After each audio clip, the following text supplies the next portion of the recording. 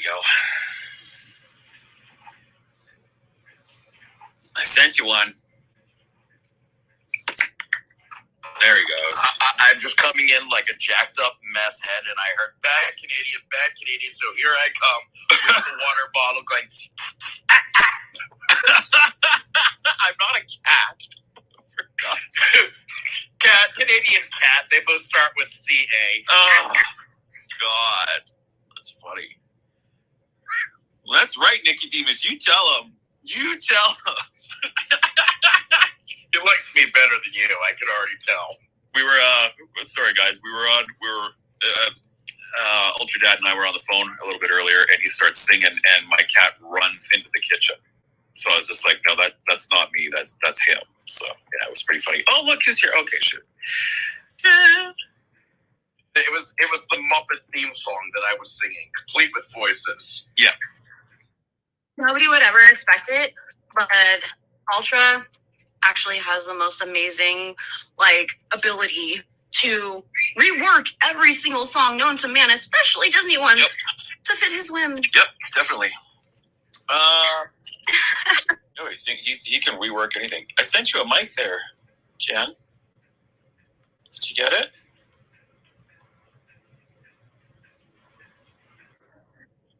I think she was just discussing on one of our group chats about a school board meeting that one of our people went to today, and it was kind of funny. No, it was really good. It was really funny, but where's our guest?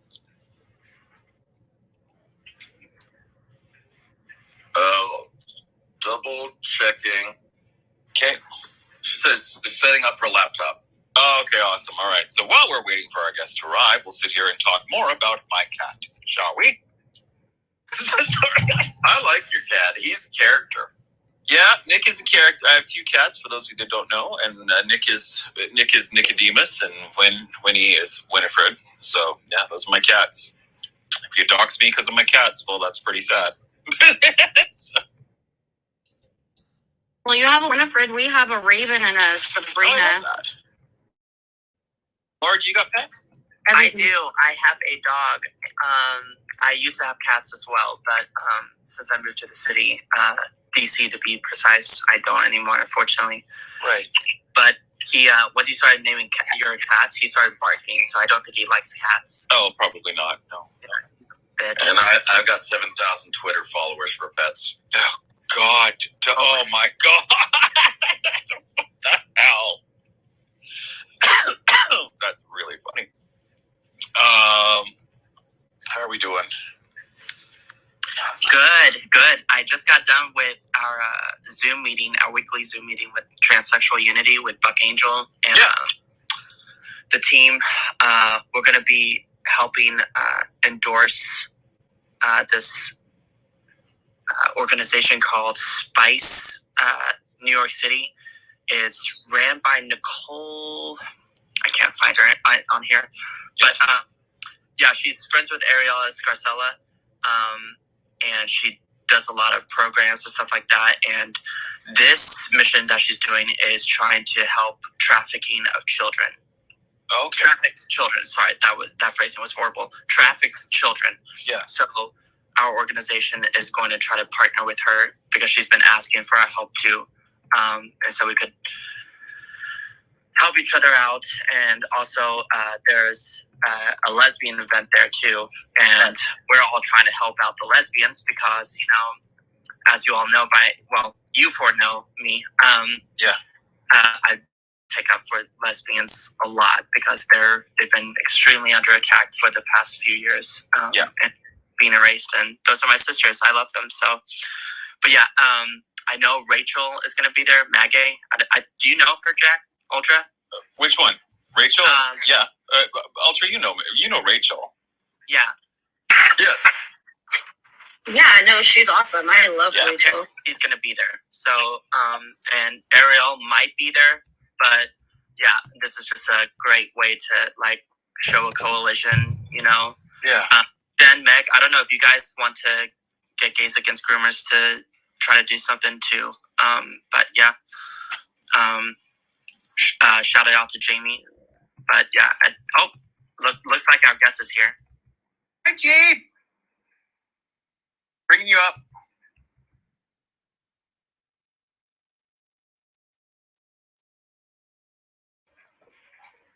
There we go.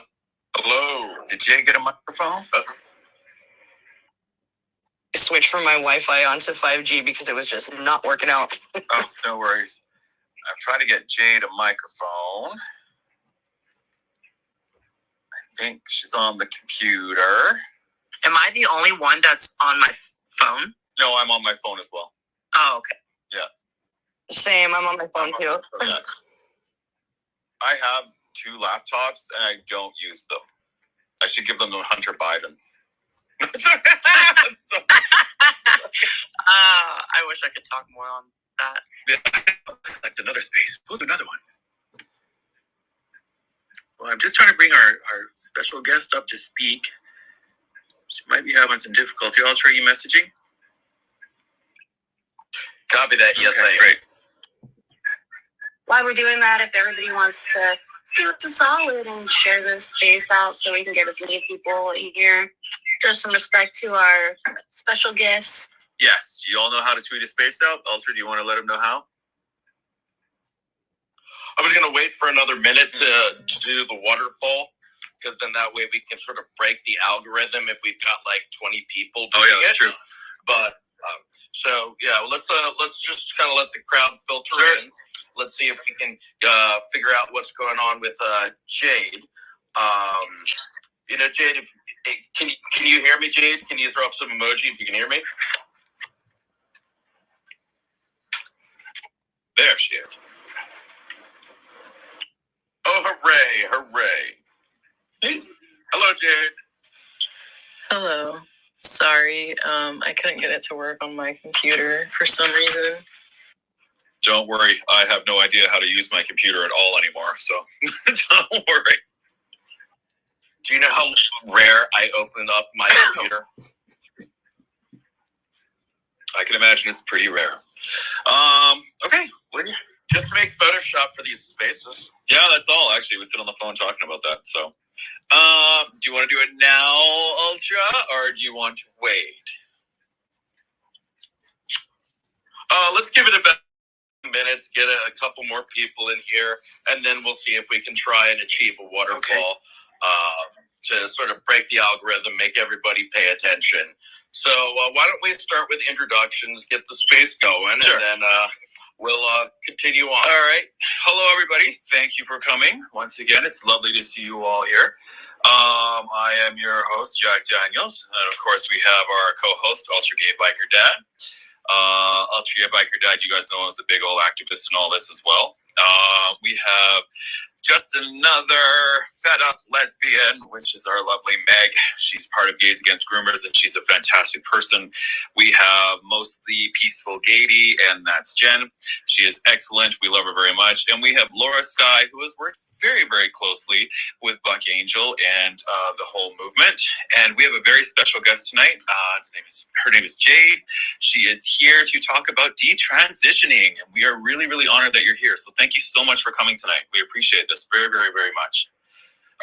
Thank you for having me. Oh, it's our pleasure. And always chime in whenever you want. Talk over Ultra, because he'll just keep talking unless you do. Sorry. And just so everybody knows down there, Ultra, do you want to let them know how it's going to go?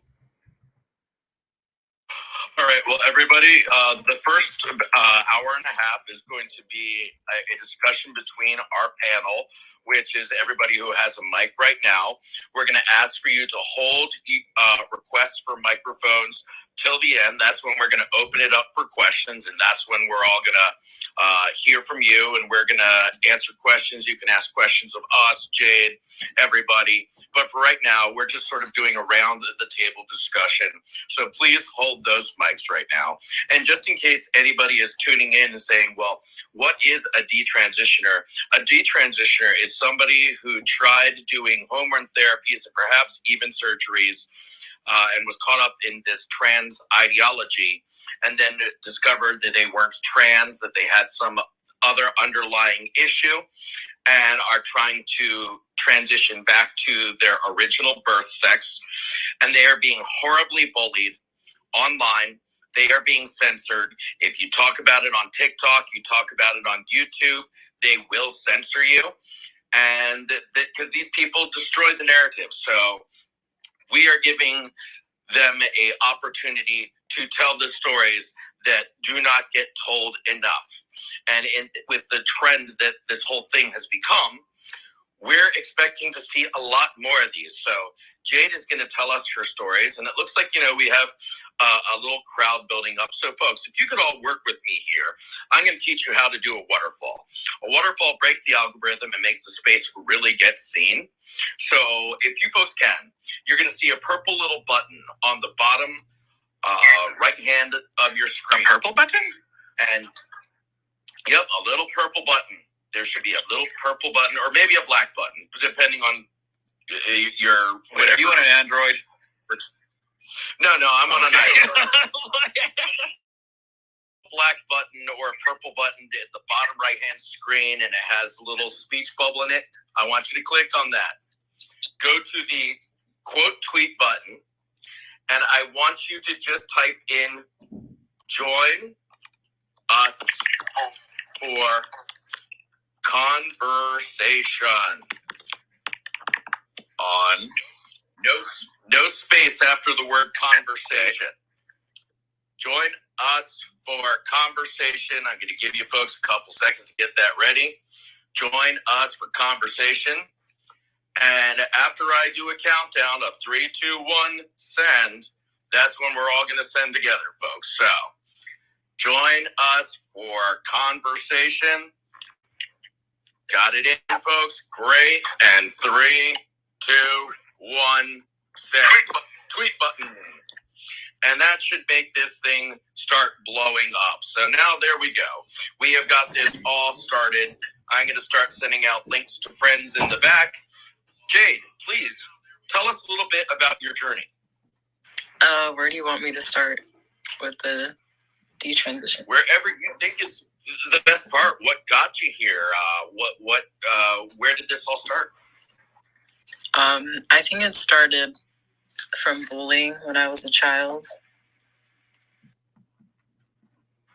I grew up a very feminine and girly child, like the girliest girl that you can possibly imagine. I mean, I was surrounded by female cousins my age, about 10 of them, and I was the girliest out of them all. And they loved dolls just like I did, but there was just something about me that was very different and just over the top. And I was very confident and knew what I wanted in life, which was to find my Prince Charming, as I thought as a child, and have children and run away to his castle. But when I entered school, I quickly found out that kids were mean. And they didn't like me. They tore me down until I wasn't myself anymore. They would bully me for having all these super girly outfits that were all planned out and pink and perfect. And they bullied me for having thick eyebrows, literally the smallest thing that you can imagine about my appearance. And to make it even worse, I started puberty very early. So I started at 9 years old. I had just gone to the aquarium with my friend, and I got home, and maybe a little TMI, but blood, when it's old, it's brown. So I thought that I had an accident. I was a child. I had no clue what a period even was. And I was scared, and my mom was scared. I was very small.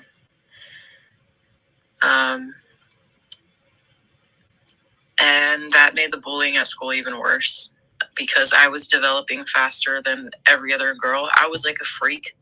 I was taller than every teacher. I was taller than every boy. They would ask me, like, why don't you shave or wear a bra? And it was just very, very nasty.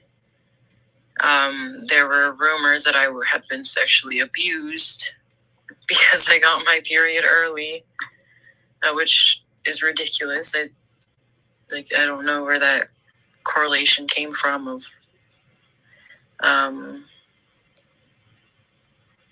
So that quickly went into me transitioning because I did not have any friends. I would have a single friend here and there that would eventually fade out or like leave me. I think it's because they felt bad for me. So sometimes I just like be reading on a bench at school, and that was my thing. I liked being alone. I didn't like it. Nobody likes being alone, but it just became a part of my personality. And growing up was just staying in my room, being alone, isolating myself, reading, going on the computer, because I had no friends like the other kids. And that's how I found the trans community. And yeah, that's how I fell into the transition. I don't know if you want me to go deeper on this or any questions. Well, no, that's good. I mean, so it a lot of this came from bullying at school and the kids being just nasty and cruel to you, correct? I'm hearing that right? Yeah, I think another factor was when I was a child, my older sister was like a third parent to me. Mm-hmm. And my parents are good parents, but you know, some parents don't know how to give physical affection or like words of affirmation, and that's fine. I think everybody has their own love language. Mm-hmm.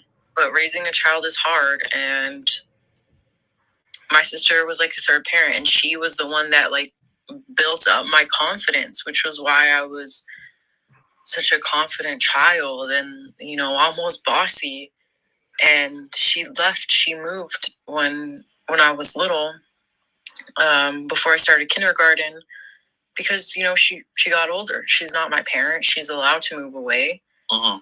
And when I got into kindergarten, I didn't have that guidance of how to even deal with bullies or how to even be confident anymore.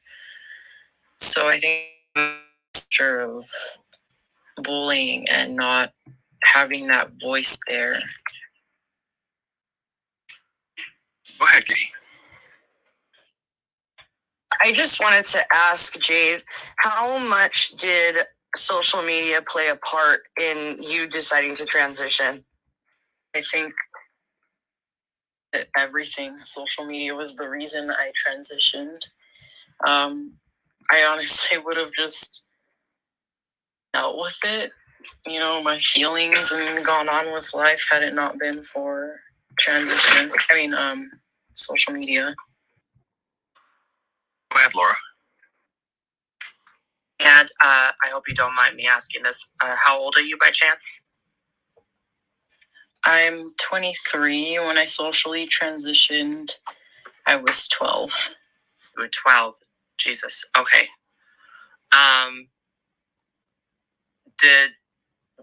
So there was social media in it. Was there anything going on in your schools as well? Not until high school. The high school I went to was all about that. It was all about gay pride and transitioning. There were so many trans children. There were flags in every classroom. Teachers and my friend group asking me when I take testosterone as if it would be some sort of, I don't know. It was, I hadn't even been thinking about taking testosterone so soon. Mm-hmm. It was that community that sort of pushed me even closer to that. I mean, I think I was going to take it eventually, but it was definitely that pushed it. I'm so sorry. And this is like you're 23 now, so this was like in the early 2000s. No, 2010s. Sorry, 2010s. I mean, to me, that's early, I guess. So 2010s, this was happening. Yeah, I graduated high school in 2019. I went back a grade because I skipped a year to avoid bullying. I see. Thank you. Sorry, I'm taking notes. That's all right. I just wanted to let everybody know that our friend Buck has come into the space as well. Buck Angel, who is very well known, and we adore and love him very much. So thank you very much for coming, Buck. We have Jade here tonight. Awesome. How are you? Oh no, I'm great. Thanks so much. So I'm very interested, obviously, because of the detransitioner stuff. So I'm, as everybody hopefully knows, I'm a big support to the detransitioner space because it's just, first off, it's something that it breaks my heart. But also, I think the great thing about thank all the detransitioners who are here this evening and who are speaking up. Without you, we won't end this insanity.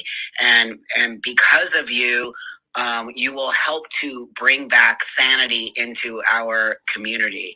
And so I really want to thank you for, I know how hard it is for you to speak up about this. And I can't imagine the space you're in. Transitioning really did do wonders for me, but it's not for everybody. And that's the most important part of this detransitioner kind of space. How did you get into this space, and why did you get into this space that you should never be in? And so I just want you to know that my heart, is here for you, and that these spaces are hugely important for these kinds of things. And so anyway, that's why I'm here, and I appreciate everybody always showing up and doing these talks. So thanks for asking me to come and join you. Of course, you are always more than welcome. And yeah, no, we love you. So we're glad you're here as well, because your voice is so important. So it's incredible. And we're very glad. And I know, Ultra, you have your hand up, and then Meg, you can go right after Ultra, and then Laura. Well, I was going to ask you, Jade, what was so enticing about this transitioner community? What did it sort of seem like it offered to you that made it seem like it was the path that you needed to go down?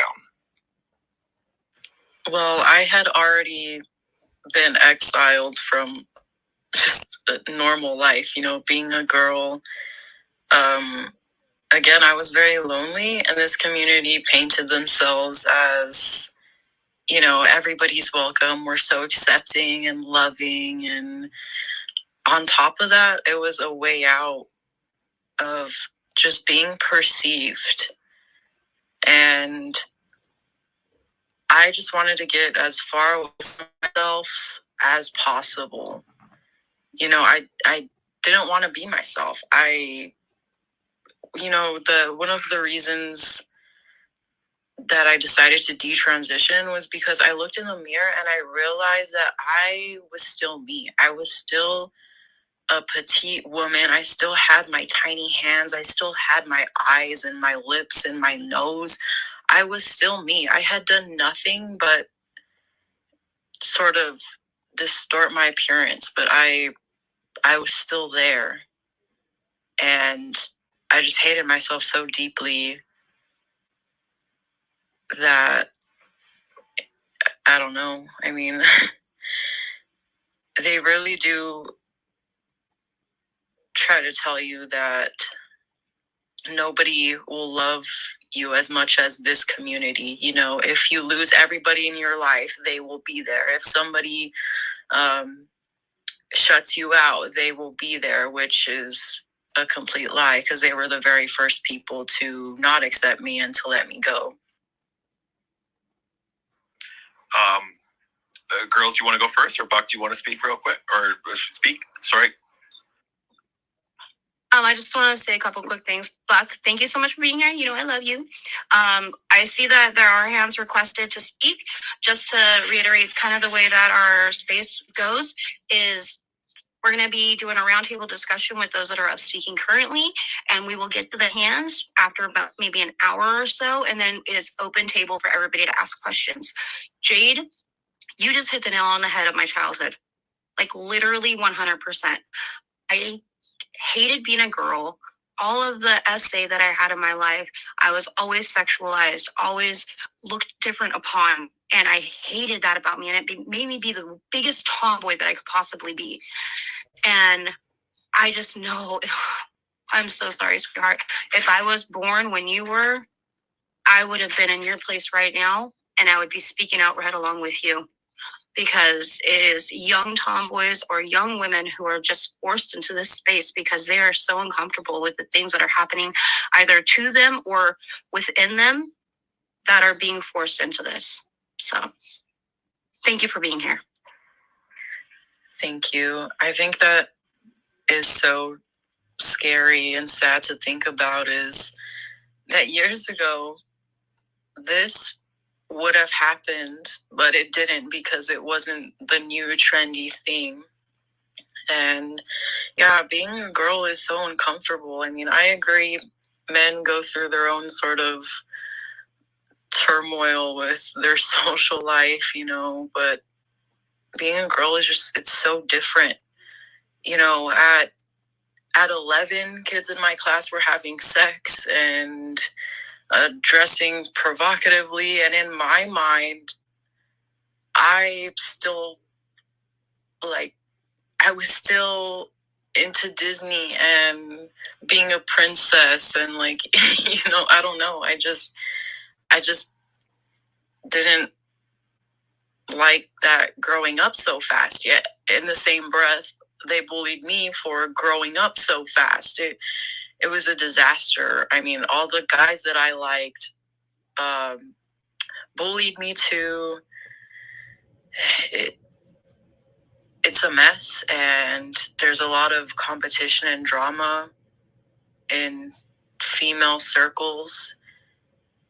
And I had avoided it all these years through my transition. And now that I have detransitioned, I am still seeing women being nasty towards each other. This competition is horrible. All these hate comments just from other women. It's disgusting. And that's hard on a child. Buck, I know you had your hand up. So yeah, I just wanted to ask you, Jade, were you around? Maybe I missed it. I came late, but I just wanted to know: were you around other people who, on some level, were sort of, for lack of a better word, indoctrinating you, or did you feel like they were giving you accolades if you sort of decided to transition, trying to get you into it in a way that says, if you do this, it's going to make you better, or you're trans, or just because you have short hair, you're trans, or just, I hope my question makes sense. Yes, it started online when I was 12. That's where it started, but I think where it was really pushed was in high school. My entire friend group, I still have one good friend from there. The entire school, it was a charter school, so it was a school for arts and performing arts and electronic arts. It's not a school anymore, thank God, but even the teachers there, that community just sort of, well, it was cult-like. I mean, there were things around the classroom. You know, if any child had misgendered somebody, they'd go to the principal's office. Like, there was a whole drama with the bathroom, and men going into the women's bathrooms. And this was back in 2016 to 2019. You know, you just start to see that's what I was going to ask you. That so 2016. When did you start to notice this kind of coming around? You know what I mean? Did you start to notice, like, wow, this is weird, like people are acting this way, or did it just sort of like become something? Does that make sense? Yeah, I'd say 2017. So I think it was my junior year. That year, okay, like so many students were transitioning. So many people were asking me, "Oh, when are you going to take testosterone?" They almost acted like it would be some sort of huge milestone in my life. It was so strange. Yeah. You know, like the way you would act towards a pregnant woman or like an engagement announcement or something. It was just so odd. So were there a lot of people that were identifying as trans there? Yes, definitely. Like more than half the school, you think? I wouldn't say more than half, but I just don't believe that there would be that many trans children in a school. Right. And I even knew the first person in the city that had taken testosterone had gone to that school. So one last question, and I want to hog the whole floor. But that being said, so what I want to know is, are there people during that time you were there, are they also detransitioning? No, those people almost instantly shut me out or ghosted me. They tried to get me into these interventions to figure out my new identity because I said, wow. Yeah. I told them, no, I feel like a woman. I want to be a bride one day. I want to have children. And they would be like, well, trans guys can have children. Maybe you're non-binary. Like, oh, you can still wear female clothing. And I told them, no, I think this was a mistake. And they just kept going on. And eventually they just shut me out.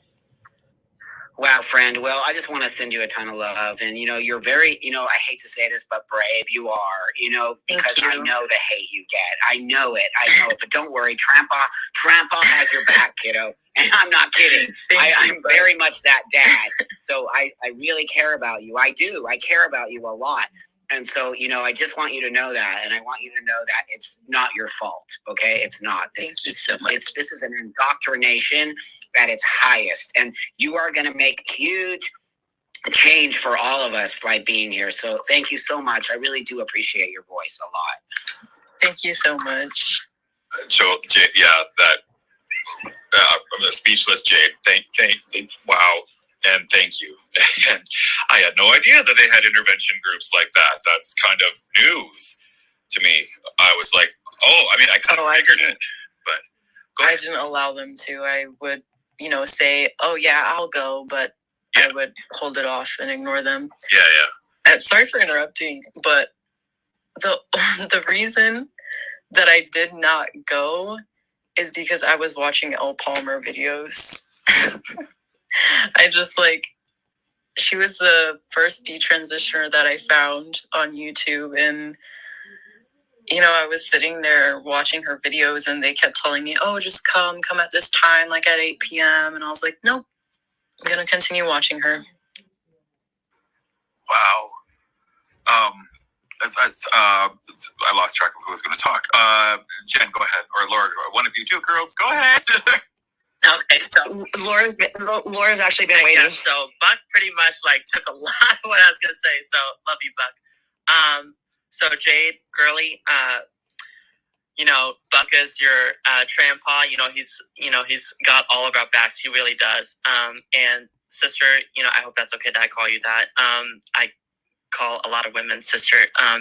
But I just want to let you know that I have your back.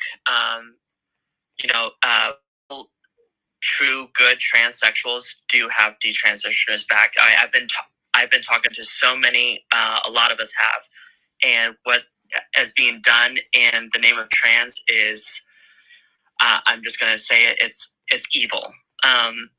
So please know that. I'm so sorry what happened to you. Honestly, what happened to you should never happen to anyone.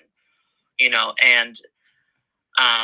that's the thing, all this social media that's being pushed on children, and now the president even talking about it so much and endorsing it, and the schools and everything, it's just making things so much worse for children, people like you, and even adults. It's making it difficult for adults and the very, very, very, very, very few trans people. And that's the thing. I don't know if you know this. A lot of people know this. I know Jen and Meg know this. And Jack and Ultra, I think you might know this. I don't know, but there's should be very few, far between trans people in the world.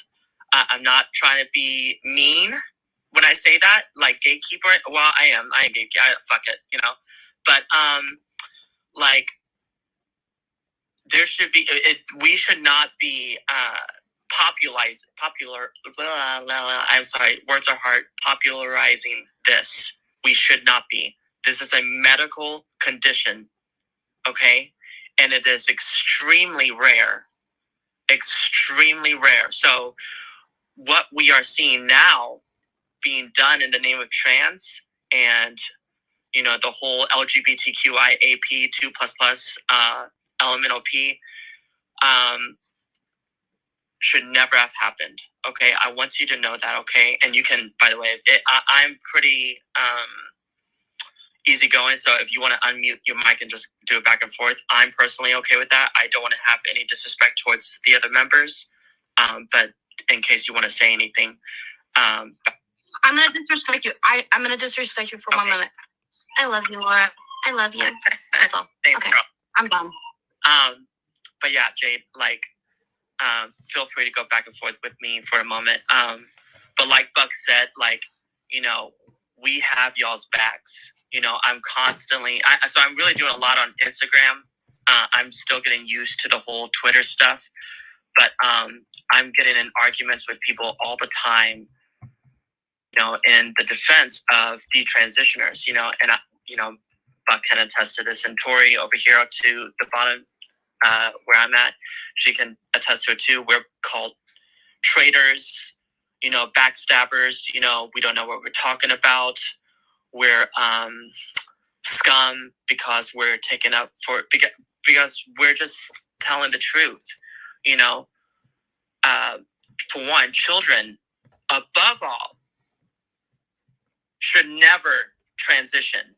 Like, I cannot believe we are having to talk about this. You know, years and years back when I started transitioning, I never thought that I would have to be talking about this. I didn't. You know, I was just going to live in stealth, and hell, I would not have met any of you, to be honest with you. I was just going to live my life, be fabulous, party, you know, do my thing, whatever.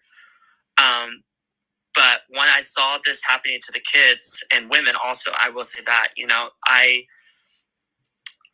knew that I had to start speaking up. And I'm going to be honest, you know, just as detransitioners are silenced, transsexuals are being silenced, you know, because like I've literally had my profile taken down because I talked against or talked for detransitioners like yourself. So please know that. And also I talked about pedos. So those two things is what did it for me. But yeah, just please know that I'm here. You know, we're all here. And yeah, that's. I just wanted to say that. Thank you, Laura. Go ahead, Jade. Thank you. I appreciate the support. Yeah, I think this affects so many people, not just women and little girls. I can't imagine what it must be like as a transsexual to be living your life and suddenly it just blows up, and it's, I don't know. I just know that it has affected transsexuals as well, and it's not fair. It's not fair. Right. I'm going to butt in here for 1 second as the oldest tranny on the block. So that being said, I'm 30 plus years in. It really did wonders for me.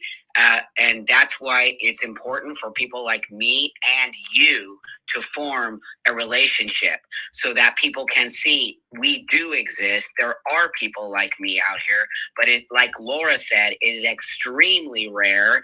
And this, my statement I'm about to make to you right now, Jade, is now considered a controversial statement. When I transitioned, this was considered a healthy statement. And this is what I'm going to say. You do not want somebody to be trans. You want somebody to not be trans. You want to hopefully help them get out of gender dysphoria, not live in gender dysphoria. And that's why I know this is all a bunch of shit. Because when I did it, the therapist pushed back on me for days and weeks and years until they finally said, yeah, Buck, you have gender dysphoria. But it took a long time for them to diagnose me, to figure it out, to understand this guy can make that choice. This is why it's all a bunch of shit and people like you getting caught in it. And who's going to apologize for this? Who's going to apologize for the damage that it's done for you? Whether it's physical damage or mental damage, there is damage that is done to you. And this community is not taking any responsibility for it, nor do we have any help for you detransitioners. One last question here that I want to ask you is, now that you're detransitioning, is there any medical help for you to get back into the space you were before you transitioned? Going off what you first said, there are so many gender therapists, whistleblowers that, have testified to that, of what you said. They would push back on this patient for years, months, and suddenly that's not allowed. And that's so wrong. I mean, I got my testosterone within like 2 weeks, but I did have medical issues. I was going through a lot of reoccurring ovarian cysts. I mean, they were so painful. They would come back during my ovulation, and then they would burst within the next ovulation. And I knew it was during my ovulation because I would track my cycle. I mean, I did everything to help my cycle. I did like birth control cleanses. I would not eat the smallest foods that would affect my fertility. I was like chugging down all these fertility teas. Like I was terrified. But I also suffered from gallstones, which were so painful. I don't know if anybody knows this, but gallbladder attacks are one of the worst pains you can have. There have been pregnant women that say they thought they were giving birth because they had previously given birth. Some even say it's worse than that, but I don't know because they haven't given birth. I had them. It's really bad. Yeah, I had to have my gallbladder taken out because of it. But yeah, I'll do that. The gallbladder had anything to do with hormones, but when I instantly, when I told my surgeon and my doctor, because they were wondering, everybody was wondering how somebody so young had gallstones. They thought I was an alcoholic, and then they were like, was there anything that you took? And I said, well, I did take testosterone for almost 3 years, and instantly they were like, yep, it was that. And, I went online and I shared this to TikTok, and I was getting death threats, rape threats, vile things. And I hadn't said anything about, testosterone is horrible, nothing. I just said, hey, just testosterone caused this. I'm in so much pain. And, for other people that had their gallbladder removed, they were able to just go back to their normal life. But I still have health complications, so I have trouble like keeping food down. My scars still hurt for some reason, but I didn't go through any surgeries. I didn't have a mastectomy. I do have atrophy. I hate admitting that. I think it's so embarrassing because I wouldn't want like a future boyfriend to know that, although I think it's pretty obvious. That's okay, Jade. I have atrophy too. I documented it and really put it out there for trans guys, and then everyone just ignored me, that's what I can tell you. This community it's not a community. We need to stop saying that. It is not a community. It is a cult. And it is important that we really have that distinction. All of us here tonight, we are a community. That's the difference between a community and a cult. We're not going to attack each other here. We might have different opinions, We might not agree with things, but that's a community. Those people attacked you, Jade. That says to me that that's a cult-like behavior, that they don't want to hear what you have to say. And I just want to say, atrophy is not a bad thing. Don't worry about it. You can fix it and you'll move on, and no boyfriend will know anything about it, and everything is totally fine. I just want you to know that.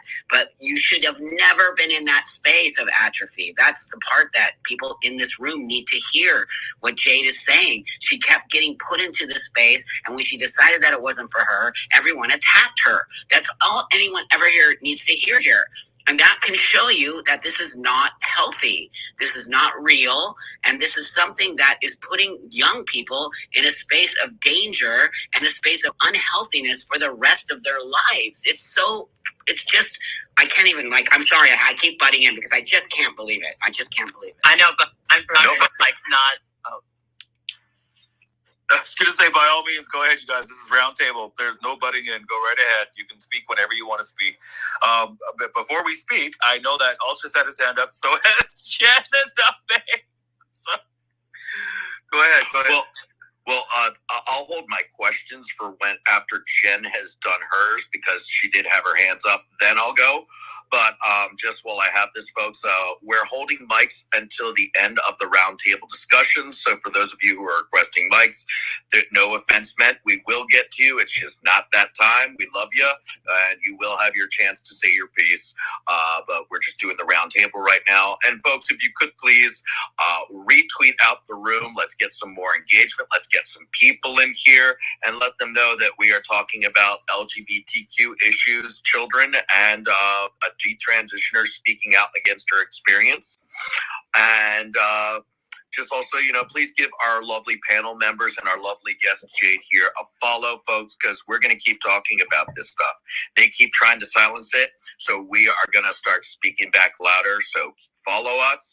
Let's retweet this room, get some engagement, and I'll go back into the queue. Jen, please. Yeah, I just wanted to say Jade's experience in the online forums that she was in, I can see why people have such a distaste for our organization, because I'm the chapter lead for California of Gays Against Groomers, and they don't like the word groomer very much. But the thing is with that, I can see why, because what she just described was exactly what a groomer is. They want to isolate you from the people around you. They want to feign the appearance of an alternate family, and they promise you the world. But as Leah Remini would say, as she left Scientology, the difference between a religion and a cult is what happens when you try to leave.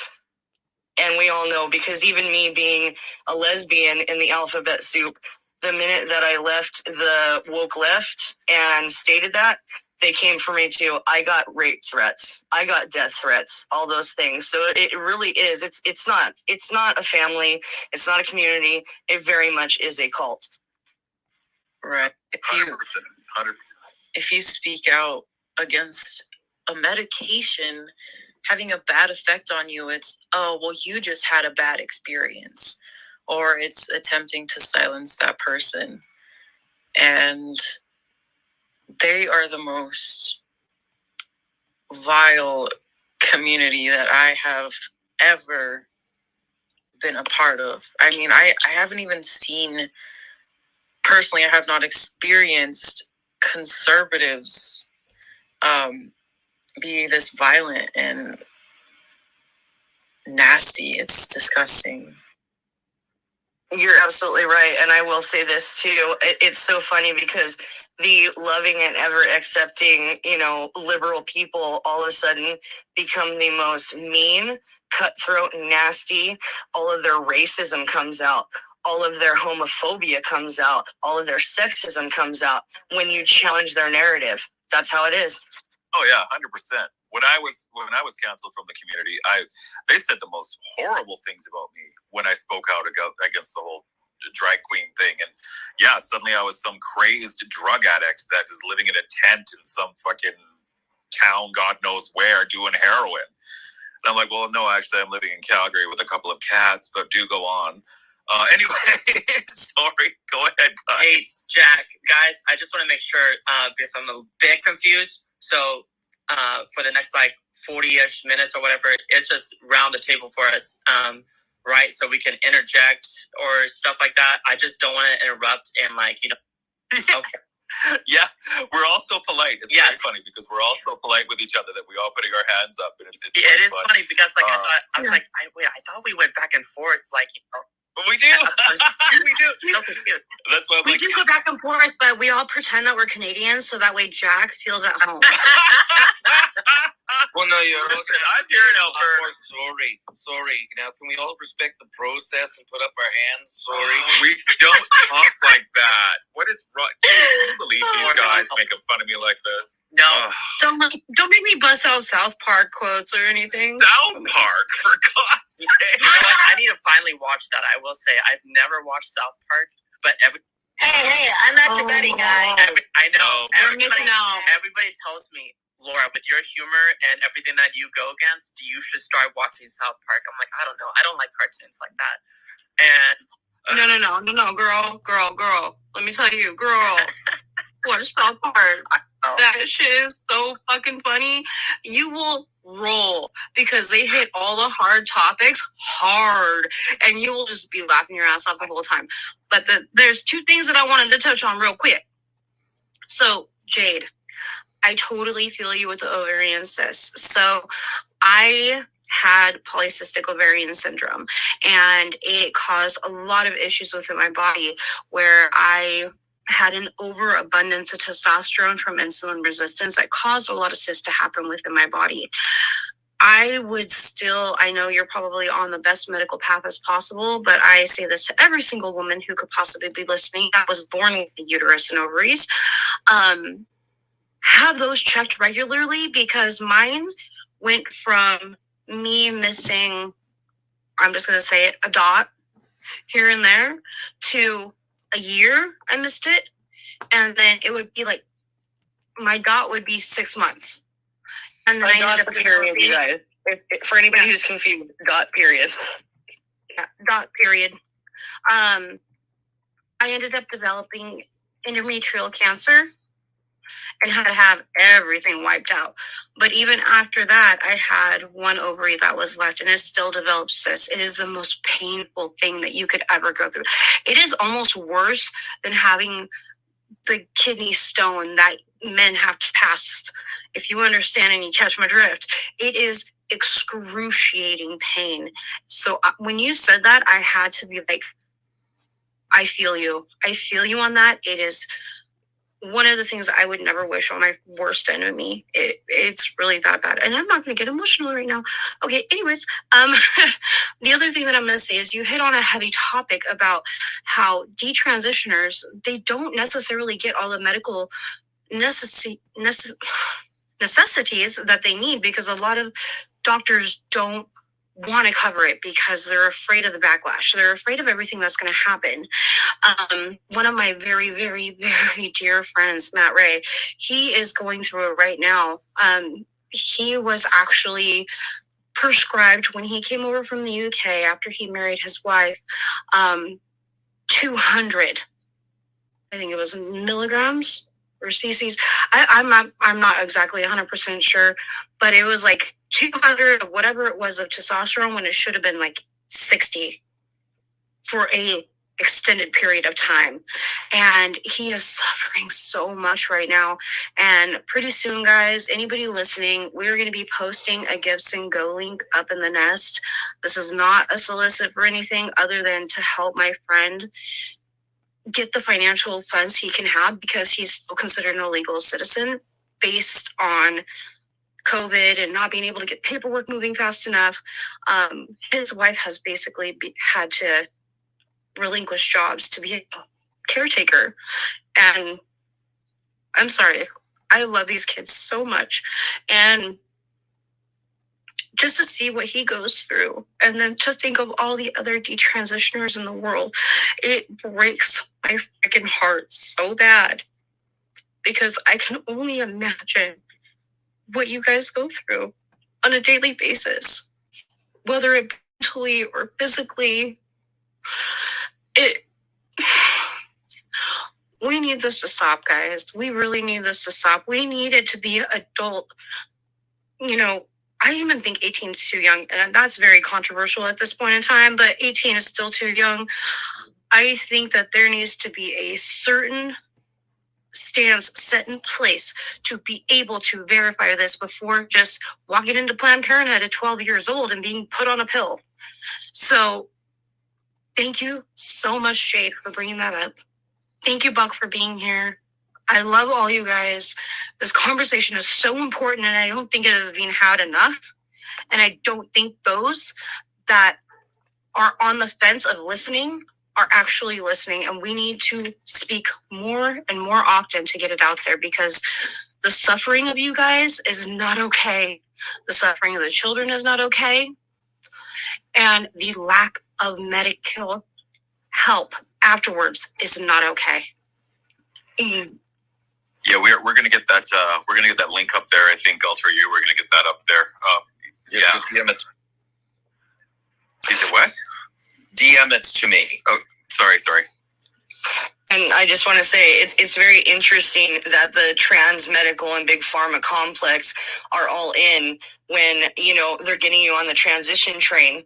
But the minute that you desist and you no longer want to be on it, and you realize that you were just funneled into this thing by them, they disappear. These are the Dr. Mengelas of our time. We really need to understand that. And I cannot wait until this Nuremberg 2 happens and all of these fuckers are tried for crimes against humanity, because this is exactly what this is. We have destroyed almost an entire generation of children, and it infuriates me. I cannot tell you on what level it infuriates me, but every day I fight against this because it is not okay. Hey, I want to just say something real quick here. Dr. Erica Anderson is in the room, and she's an incredible part of our community, the real community. And if she wants to speak, I really would be so honored to listen to her, and I think you all would be so honored. She is really amazing. She's done wonders, and she's with us, and she is very outspoken, and it takes a lot for somebody of her caliber to speak out the way she does. And so, hi, Dr. Erica. It's so great to see you. And I think the guys will bring you up if you want to. I'm not putting you on the spot, just so you know. But I just wanted to make sure everybody knew that you were here, because you are such an integral part of this community and so important for us. And maybe you have something you could say. I threw her a microphone. Dr. Anderson, like to come up? Yeah, that'd be great. There's a couple of people in this room that I really want to talk to after as well. I see you down there. I see you, Duchess. Yeah, we do. We see all of you. We see all of you. We're gonna start passing out mics towards the end for the roundtable discussion. But I'm gonna try and sneak in some of the things that I've been building up here in my notepad. So, Jade, what you said to me, a couple of things resonate. Like, one thing that has me so in this is I have nieces, I have nephews. I can tell all 5 of them are cis, and none of them are gay, lesbian. They are just normal, everyday, I hate the term, hetero cis kids. I don't want this ideology anywhere near them, because, I remember how difficult it was. Like you, I grew up very isolated and bullied. I came from a very rural, isolated community, and my homosexuality wasn't even a factor. I was just different enough that it made me a target. And I didn't deal with my homosexuality till the end of my teen sort of college years. But, I could totally see that they would come after me, because they're going for any kid who is just different. I mean, they're going after children with mental illnesses, things like autism, borderline personality disorder, body dysmorphia. They are going after non-gender conforming kids, little straight cake mama's boys. They are going after little straight tomboy girls. They are going after little femme gay boys and butch, masculine presenting lesbian girls. And I could totally have seen myself getting swapped up in this. If I had been sitting in one of those sort of cult-like intervention groups, I guess we could call it, they would have, probably fished out of me, that I'm gay, and I could have found myself on a very similar path than you. Especially, it seems like with masculine gay men and feminine gay girls, they want to destroy us because, we're breaking the mold. Gays are supposed to be femme and lesbians are supposed to be butch dykes. It absolutely sickens me. So I can see how your isolation as a child would sort of lead you into this. And it breaks my heart that you got caught into this, like you described earlier. It was a cult. They promised you the world, gave you absolutely nothing but grief. And when you needed to leave, they turned on you. And like you said, you got rape threats, which that just aggravates the hell out of me. It disgusts me. And, Jade, you and I have been talking for the last 2 weeks behind the scenes and having some great conversations. And, one thing that you and I made was a comparison. My ex-boyfriend, he put his faith in the jab that protects us from Cooties 19. And my ex-boyfriend was left with neurological disorders. He has not slept a full night since 2001 because of these neurological disorders. We finally just found him a medication that is allowing him to sleep. And that's 2 years later. He can't work. He's on disability now. He has been absolutely destroyed by this pokey poke. And this community, they've turned on him. They want to pretend like he doesn't exist, go seizure in the corner in silence. And, these people, they're doing the same thing. They pivoted real quick from stay at home, even if we can save one life, go get the poke, do your part. You don't want to kill grandma, do you? You don't exist, you're faking it. Oh, well, a couple of young children of brain bleeds is surely all right. And they've done the same to you. They have done the exact same to you. They promised you the world that this would fix you. And they have broken so many of you emotionally and physically beyond repair. And now you're on your own. You need to go sit there in silence in the corner and just not exist. And I have seen the bullying on those of you who have detransitioned because you were coerced into this. You weren't trans, you had something else, and nobody wanted to deal with that. They fast-tracked you into trans, and here we are. And if I could I please ask Jade, when did you start your HRT, and when did you desist it, please? Yeah, that's an obvious sign of a cult, right? It's just so difficult to think about. But sorry, really quick, just going off of just another fed up lesbian. I agree with her that I think 18 is too young. 18 is still a fucking baby. I'm sorry for the cursing, but that is a baby. I was a baby. I was a I don't know. I hardly even remember being 18. I feel like I didn't even gain consciousness until last year, which I was 22. If you cannot rent a car until you're 25, why can you make when you're 6? But I took HRT. I was on the way to taking HRT at 17. So I was referred at 17, but my therapist knew that my dad wouldn't sign the paper. So she sort of found a way. She had a friend in Planned Parenthood. So she was in contact with him, trying to get me to get it as early as possible because he was her friend who was the nurse that gave me my testosterone shot. So it was a week of me being 17 and her going through that process. And a few days after I had turned 18 was my appointment. So essentially, my appointment was set up before my 18th birthday. And even if it hadn't been, 18 is just too young. I was not in the right headspace. I had clearly been misdiagnosed.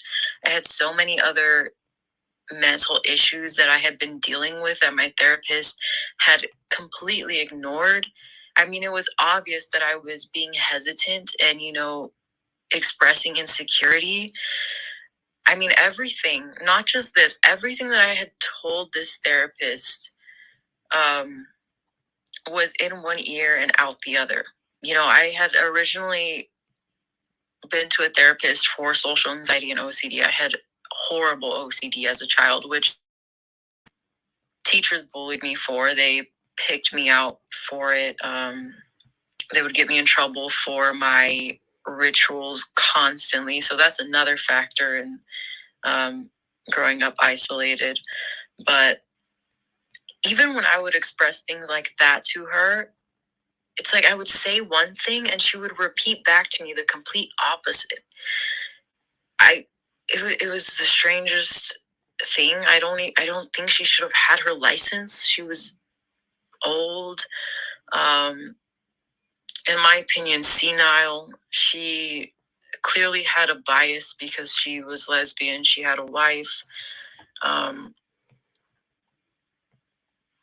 So yeah, I took testosterone when I was 18 and I stopped when I was 20. So it was around January to February of 2020 that I stopped taking it. So I did want to say, sorry, Jack. I do want to agree. I do want to agree with you and Meg and Jen. Like, 18 is still too. I'm gonna get hate for this. For me personally, Laura, Sky, I think 18 is still too young. I know, buddy. I agree. That's my dog. So, even a dog knows that. Come on. Yeah, right. Go ahead, Laura, because I want to go to Dr. Anderson. Okay, right after sorry. you. So what we need to do is to figure out to eliminate this. One of the steps is to bring it back to the 5-year plan, which they used to do, I would say years and years back, where you would see a therapist for 3+ years, maybe, and then 1 year live in that gender.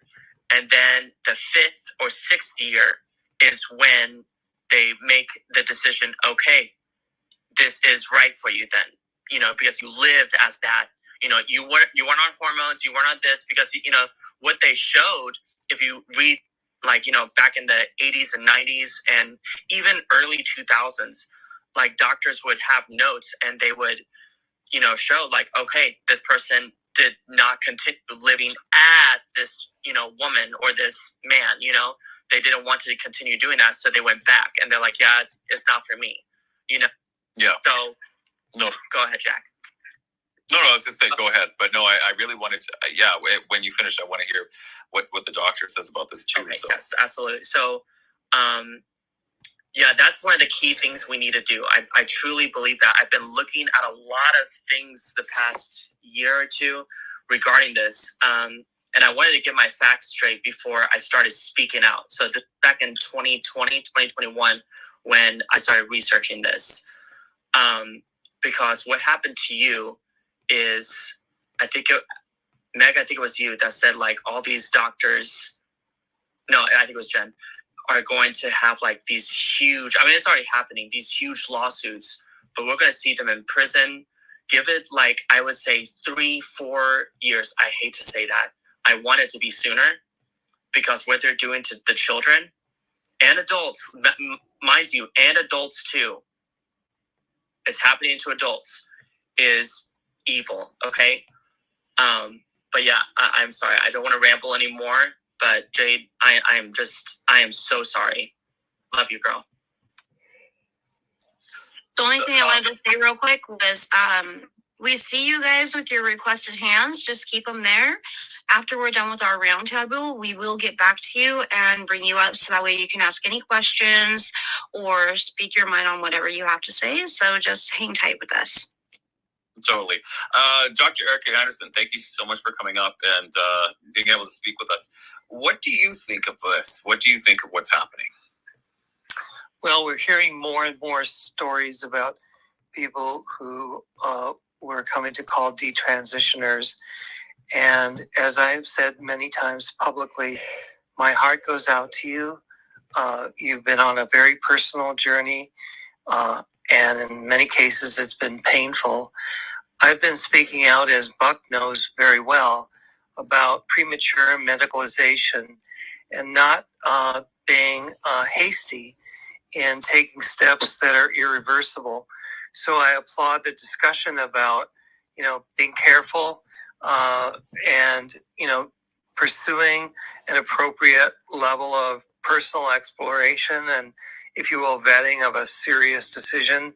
For those of you who are on who don't know, I myself am a clinical psychologist for 45 years. I am also a fully transitioned transgender woman. So I'm not opposed to affirmative care for those who need it at the right time. But that's all important to figure out for whom it's indicated and when. I've been speaking out about this for 5 years. I'm a bit of an outlier among the internationally known people who are gender affirming, in that I've been voicing my concerns and caution.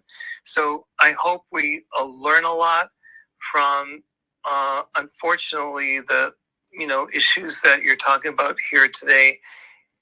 And I want to go forward. I want to say, though, I have helped many hundreds of people transition who are trans, and I think there is a place for that.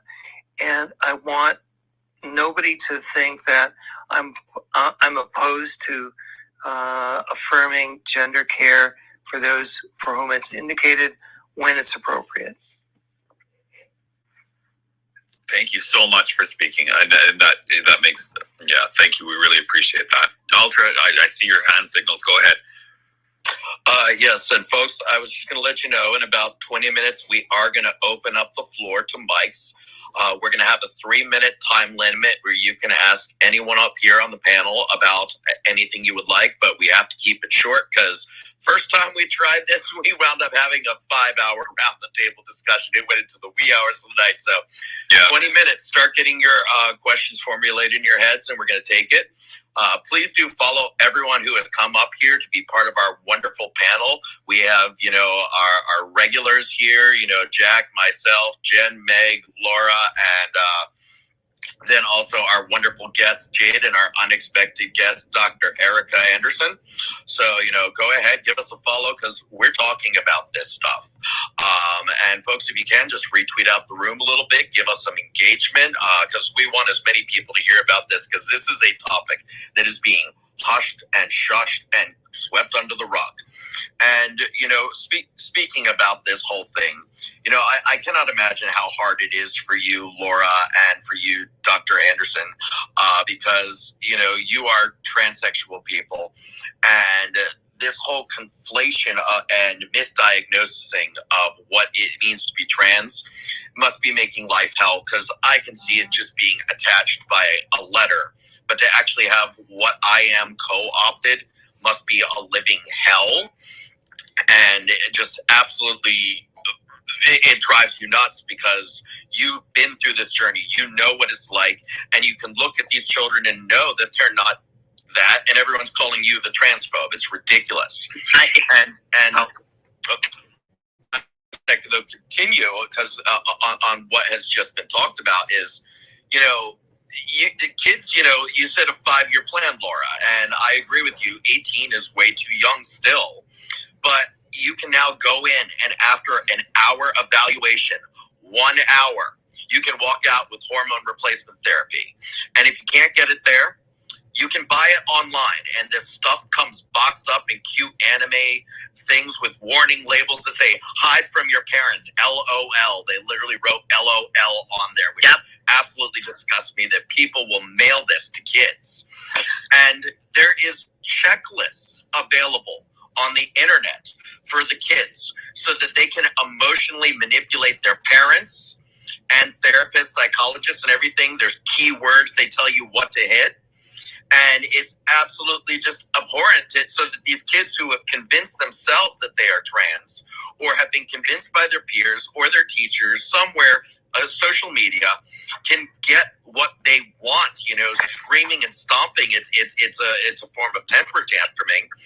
And the parents are being lied to on a medical level. The kids are being lied to on a medical level. Parents are being emotionally manipulated, saying, would you rather have a trans daughter or a dead son? And they're being told this stuff is reversible. And well, Jade, you can certainly speak to it, that a lot of this stuff isn't reversible. Your breasts, if you take them, do not grow back. The medical problems that one has from doing hormone replacement therapy may never go away, and it leaves you with lasting problems. Horrendous. I agree with you. I think, Jen, you said it, or Laura, that there needs to be a Nuremberg 2.0. And I don't want it in 4 years. I want it now, because little, young people like Jade deserve answers. It's absolutely horrific. No, absolutely. Actually, you know what? I'm going to give it to Jade. Jade had her hand up. I want her to say something. Yeah, there were adults online, specifically Tumblr, that would give that sort of dialogue to tell your parents and health professionals, if they say this, counteract it with this specific sentence, threaten that you'll kill yourself. And I know that this was wrong and horrible, but Can't hear you, Jade. Oh, I'm sorry. I can hear Jade fine. Sorry to interrupt the conversation. Can you hear me, Doc? Yeah. All right. For some reason you can't hear Jade, please leave the room for a second, ma'am. Come back and we'll get you right back up. Okay. That happens. Sorry, I don't know. Twitter gonna Twitter. If you can hear me or not, but I hear you fine, Jade. We hear you. You're good. Yeah, we can definitely hear you. Sometimes Twitter messes up, and if too many people are resharing the space onto other apps, it'll do this type of thing. So if you leave and come back, we'll bring you right back up, and you'll be perfectly fine. right. You're fine though, Jade. We can hear you. Yeah, as I was saying, my parents were of this, and I know that I was just a kid and I didn't know any better, but I had completely destroyed my relationship with my dad, because there were people telling me, oh, if this person doesn't accept you, then they hate you, they don't love you, cut them out, they're evil.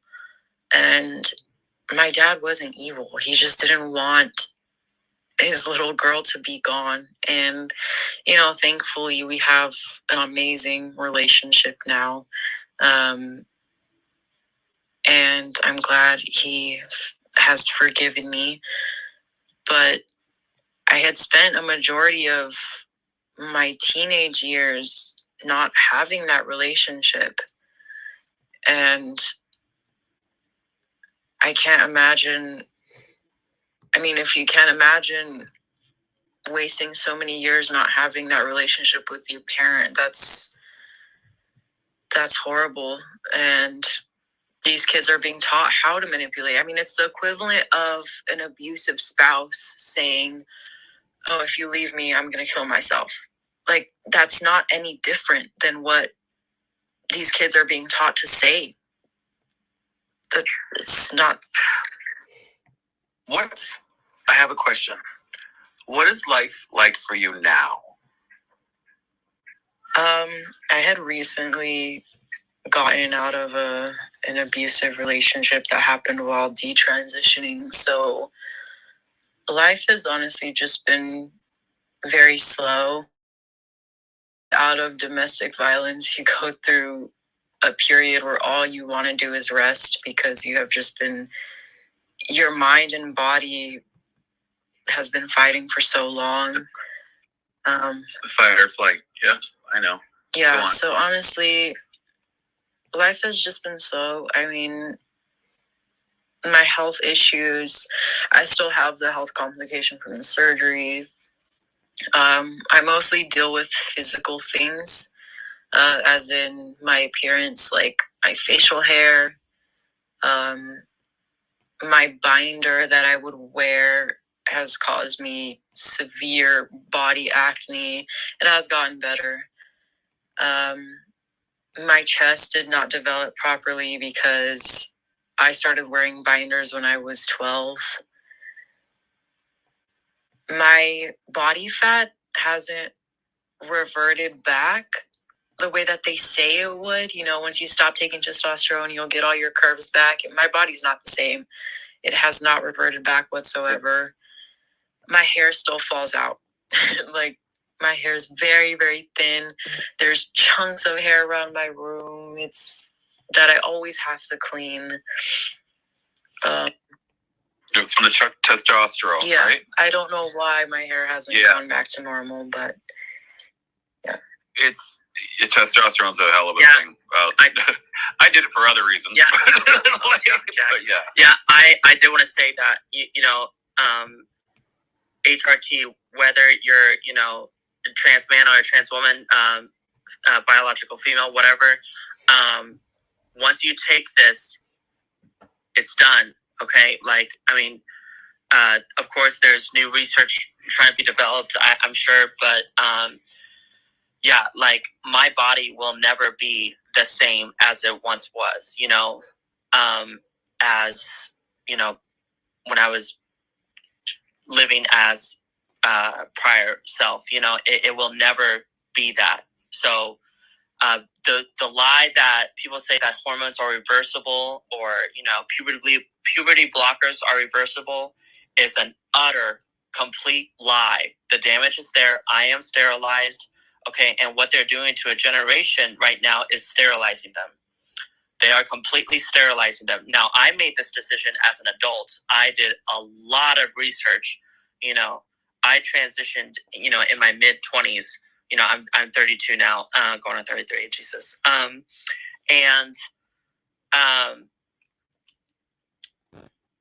What I did back in, say, 2005, 6, 7, 8, 9, I was early college years. This wasn't a thing, right? But I did a lot of research because there was based trans people out there, like, that lived in society. They didn't do all of what's happening now, which is, like you said, Jack, what's being done in our name it does make things hard for us. I'm sorry, can you guys hear me? It looked like my phone froze. No, I know the lines stop every now and then you're like, oh. Yeah, just like, oh, Jesus. But yeah, it's, where was I? I'm so sorry. I lost my train of thought. It's my fault. I said lines cleverly. Yeah, sorry. I'm crazy. I'm sorry. You're everybody. fine. But yeah, guys, to the people that's just like, the normal everyday people that's in here, like, I made this decision as an adult. Okay. And now I knew that I wanted to do this years and years. I was a dysphoric child. Yes. And I made a tweet, like a couple weeks ago, just because, I'm a trans woman does not mean that I believe children should transition. I do not. I think that is common sense. I cannot believe we're still having this conversation right. And I'm going to interject, Yeah. because, Laura, you and I have had many back and forths online, and the hate you get being called a transphobe when you are literally a trans person and probably one of the most trans people is absolutely maddening. Suddenly, people who have done nothing, who are just an ally, come right for your throat. And these aren't the people that come from me. They're not even trans. They're not even trans. No. Yeah, exactly. I was lucky enough to be in a room with someone last night, and I got invited up to talk to them. But that's another story, another day. But go on. No, you're fine. I do want to hear about that. Actually, please tell me later. Oh, it was hilarious. But yeah, like, my job has been threatened. Now, Meg and Jen, y'all know what I do, and that should scare people. If you knew what I did, the fact that I'm being threatened because I'm speaking out, and I was reported by an actual lesbian, and it's just, it is a complete, this is not an ideology by now. If people don't see that, I don't know what will convince you. Okay, this is not science anymore. This is not healthcare. This is an eradication, okay, of a generation. and we need to stop it. It is very serious. Again, I live a happy life. Okay, for you guys that's listening to me, I live a great life, my best life. You know, I have people that love me. My parents love me. Also, I think we should talk about this. I was a homeschooled Pentecostal Christian conservative growing up. Okay, that's how I was raised. I didn't have gender ideology. I didn't have any of this. But as all the gays, the faggots can attest, sorry, Ultra. Yeah, I give you a pass to be using yes. word. Hey, I call myself a tranny, okay? You know, and apparently that's transphobic, but whatever the fuck. But just like we all know, right? Nobody had to tell us, this is for the millennials and back, nobody had to tell us growing up that we were different. Nobody had to tell us that we were gay, lesbian, bisexual, trans. Nobody had to tell us that. And now, people, what they are doing to these kids, like Jade, you know, I'm sorry, Jade, you're so young, you know, quick story before I pass off the mic. My older brother has a daughter, right? My niece. She's 15. He called me not that long ago. He's just like, hey, I need you to talk to your niece. I'm like, why, what's up? And he's just like, she thinks she's trans. I'm like, and I blew up. And so got a plane ticket, flew down, and me and her, like, you know, had a sit down conversation. I'm like, why do you think you're trans? This is my niece, my blood, my only niece. So what happened? I told her straight up, I'm like, honey, you are not trans. Okay? You're not. And she's just like, Aunt Laura, but this, and this, and this is what they're saying. I'm like, you know, it's stereotypes, you know, because she's one of the, you know, what we were as emo kids or goths, preps, all that, you know, and the different ones. She's artistic. She's a wonderful artist, just gifted, truly. She gets that from me. But just kidding. Yeah, we had like, we kind of got into a little argument, and I had to tell her, like, hey, calm down. I'm your aunt. You can't talk to me like that, kind of thing. And her grandma was in the room finally too, and you know, she laid down put down her foot because she was being kind of disrespectful.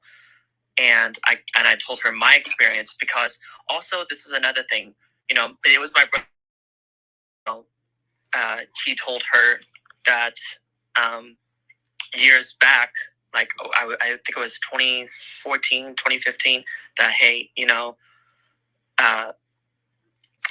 Uncle blah blah blah is turning into Aunt blah blah blah. So that was his call. I didn't know that, but Mm-hmm. yeah. Anyway. Yeah. No, totally. I get that. Go on. It finished up, and then I want to get Jade. She's got her hand up. Absolutely. But yeah, long story short, it's been well over a year, and she is a proud woman. She loves being a girl. You know, she's strong in that she's, you know, she's following a lot of my work now, and she's just like realizing, you know, and people in her school, even she's 15. People in her school will say trans stuff, this and this, and she's like, that's not trans. Stop, you know, and you know, just let people be people, you know, and you shouldn't she's a little activist now in her school. She's saying that kids should have transitioned. So there was a happy ending, and I love her to death. That's amazing. I love that. Jade, please go ahead. I'm so glad that you got through to her and she had somebody like you to guide her. But I think that is so scary to think about. I mean, majority of transitioners are female for a reason. Women want to escape. Women for many reasons. It can be anything from, you know, experiencing sexual abuse as a child, you know, wanting to hide yourself, to not be seen as a woman, to being ashamed of being gay. I mean, there are a lot of TRAs that openly say that being gay is wrong, and being trans, and being a trans guy that's with a man, which is essentially heterosexual, like that's better and that's superior. I mean, there are many reasons why little girls would want to escape that, and it makes me so scared to raise a daughter. And I had somewhat of a similar, well, not a similar experience, but I noticed that one of my baby cousins, who I believe is 11, around the age that I socially transitioned, that she was an outcast.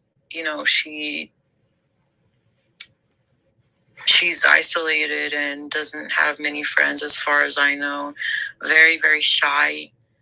I had to pull her aside and tell her, she's beautiful. Don't ever be ashamed of being a girl. Things like that. Whether she was trying to transition or not, I don't know. I just know that she's online all the time. And that's, God, it's so horrible to think about. I think people need to realize that this comes from being insecure as a little girl. Little girls are having issues with their appearance and just socialization. I don't know. Can I just say something really quick before we get to hands? Yes. This is why.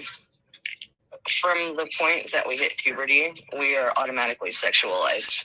Okay? And if you already have some kind of sexual assault past, the only thing you want to do is opt out of your womanhood in order to not face that womanhood, because that's exactly what got us into those positions in our minds.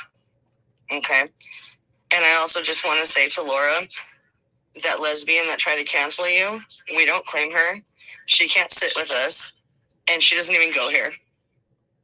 100%, girl. You are always welcome at our table, at our big picnic bench. You are welcome to that barbecue, girl. Exactly. You just let us know when. And if somebody comes at you, you just message me or Harley at the same time, and we'll go right out. Thank you. Yeah, we will go right for the throat. And since you guys decided to quote that movie, I'm just gonna sit there and go, I just wish that we could all laugh together like we used to in grade school. Everything would go back to sunshine and rainbow. You don't even go here. Go to this school. Don't even go here. I love that movie so much. But you know what? Y'all, stop trying to make fetch happen, because fetch is not going to happen. That is going to happen. God. It's going to happen. It happens in Laura's world.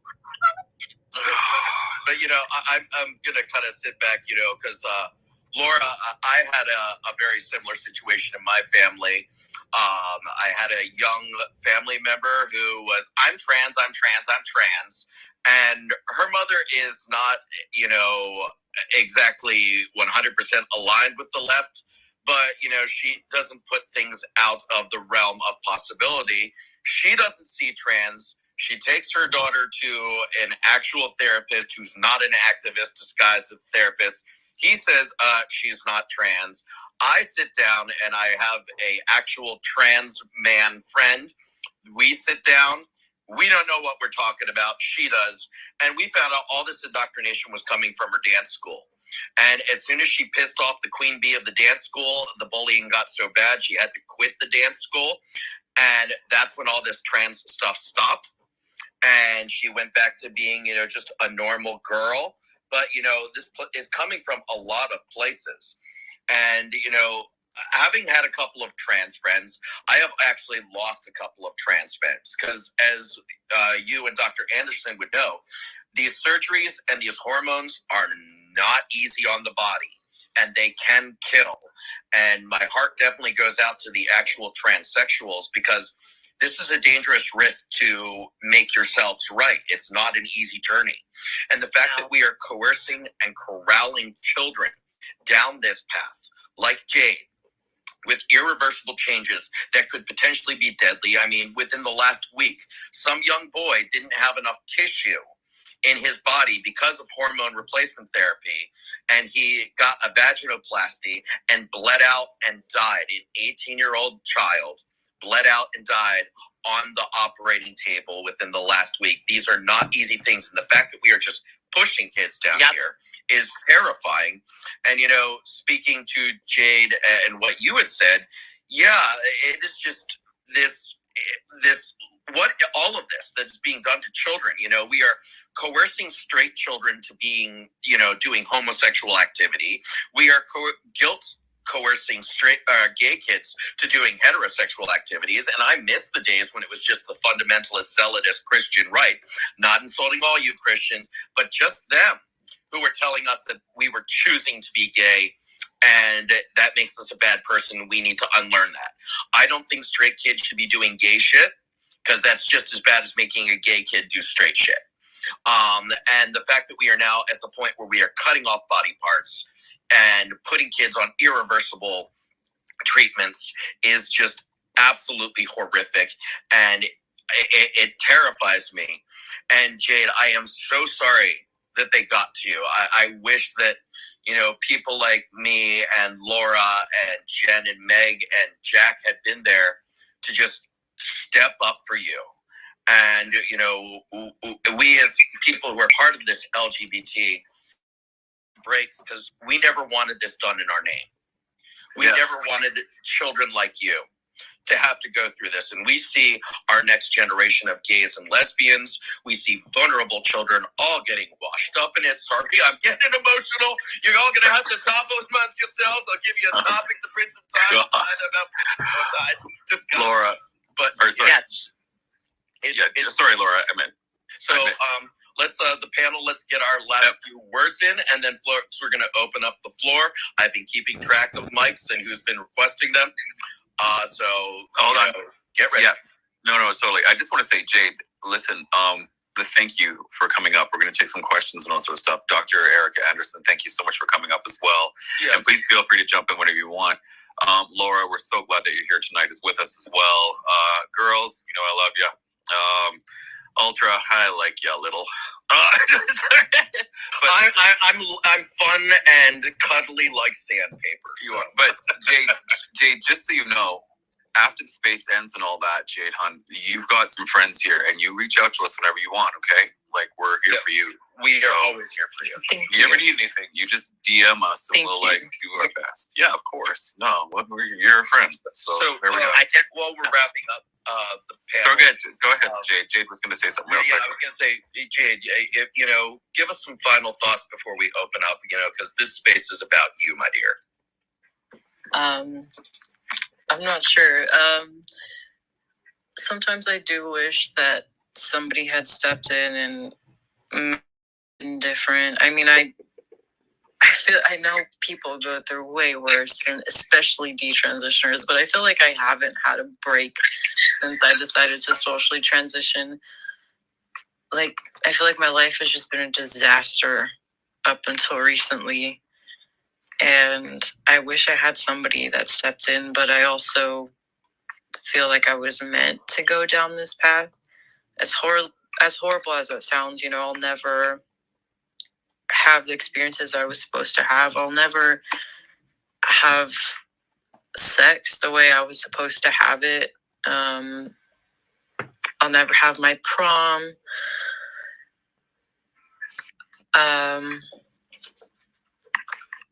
I still feel like this was meant to happen, but I do hope that in the future other people can start stepping up for these little girls, and for parents to start realizing that they are being manipulated. But yeah, you can open it up now. You're amazing, and we appreciate you, and thank you very much. Okay. Yeah, so we're going to keep talking about this. We're going to keep talking about this, Jade. We are not going to be silent anymore, and we're not going to be silenced. And well, we can hope that Ultra will be silent for a half a second. Right? My God. Oh, my mic's on. Oh, shit. Okay. Don't tell me to put a boy in his place, because I would.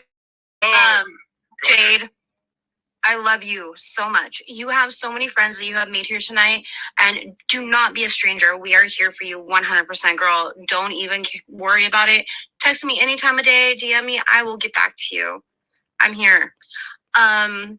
Also, again, we finally were able to get up into the nest. My really amazing, and Jen's also really amazing, great friend, Matt Ray. He is a detransitioner at this point, was prescribed too many hormones for his body to handle, and is now suffering dangerously bad side effects. If anybody can even help him with a book, dude, like his wife had to quit her job so that way she was able to help him at home. That would be amazing. We're trying to do everything we possibly can for him. As we're opening up the room, here's just a couple guidelines and a couple rules. You got 3 minutes. Let that plan lane. Let us know what you're here about, what your questions are. If there are questions back and forth, okay, maybe for a few minutes. Also, don't be rude. Don't be mean. The second you are, you will be immediately removed. Everybody here is here with pure love in our heart for everybody. We are here to help the world understand this side of the conversation. So do not disrespect anybody. No questions asked. You will be removed immediately. Other than that, y'all, let's have a great conversation. Awesome. Thank you very much. We're going to go to our first speaker. Hello, Brandon. How are you? Hello, how are you guys? Thanks. We're pretty good. Thanks for having me. I apologize. I got here very late. I missed almost everything you guys talked about, and that's makes me sad because I wish I could have heard the conversation. But I did feel kind of compelled to just jump in here and share a story with everybody. And it's a quick story. I hope it's not like terribly off topic. I don't think it will be. But I just wanted to kind of share something that happened today that to me demonstrates some of the real world effects that the radical trans movement is having on all of us in the LGBT community. Some of you, hopefully lots of you, are aware that for like the last 5 years, I've been fairly prominent in the world of politics, trying to make a positive impact in the world of conservative politics, especially as a gay man. For me, it's always been kind of a dual purpose. My primary goal is to get people to walk away from the Democratic Party, but a secondary goal of mine is to try to open the Republican Party. Sorry, can you hear me? Someone just called. Okay. Yeah, we can hear you. Thank you. Open the Republican Party more to LGBT people, and also to show LGBT people on the other side of the aisle that we are in fact welcome in the Republican Party, and that we can have successful careers in the worlds of politics as conservatives. These are all things that are very important to me, and I really feel strongly that I've accomplished those things very well for the last 5 years. I was scheduled to be a speaker, keynote speaker, for a group in Michigan for their Lincoln dinner. I've had the honor for the last 5 years of doing this many times in many states around the country. My sexuality has almost never been an issue. I can't even actually think of any times that it has, but just to be fair, I'll say maybe 2 or 3 times over the last 5 years. Maybe it's come up. It rarely ever does.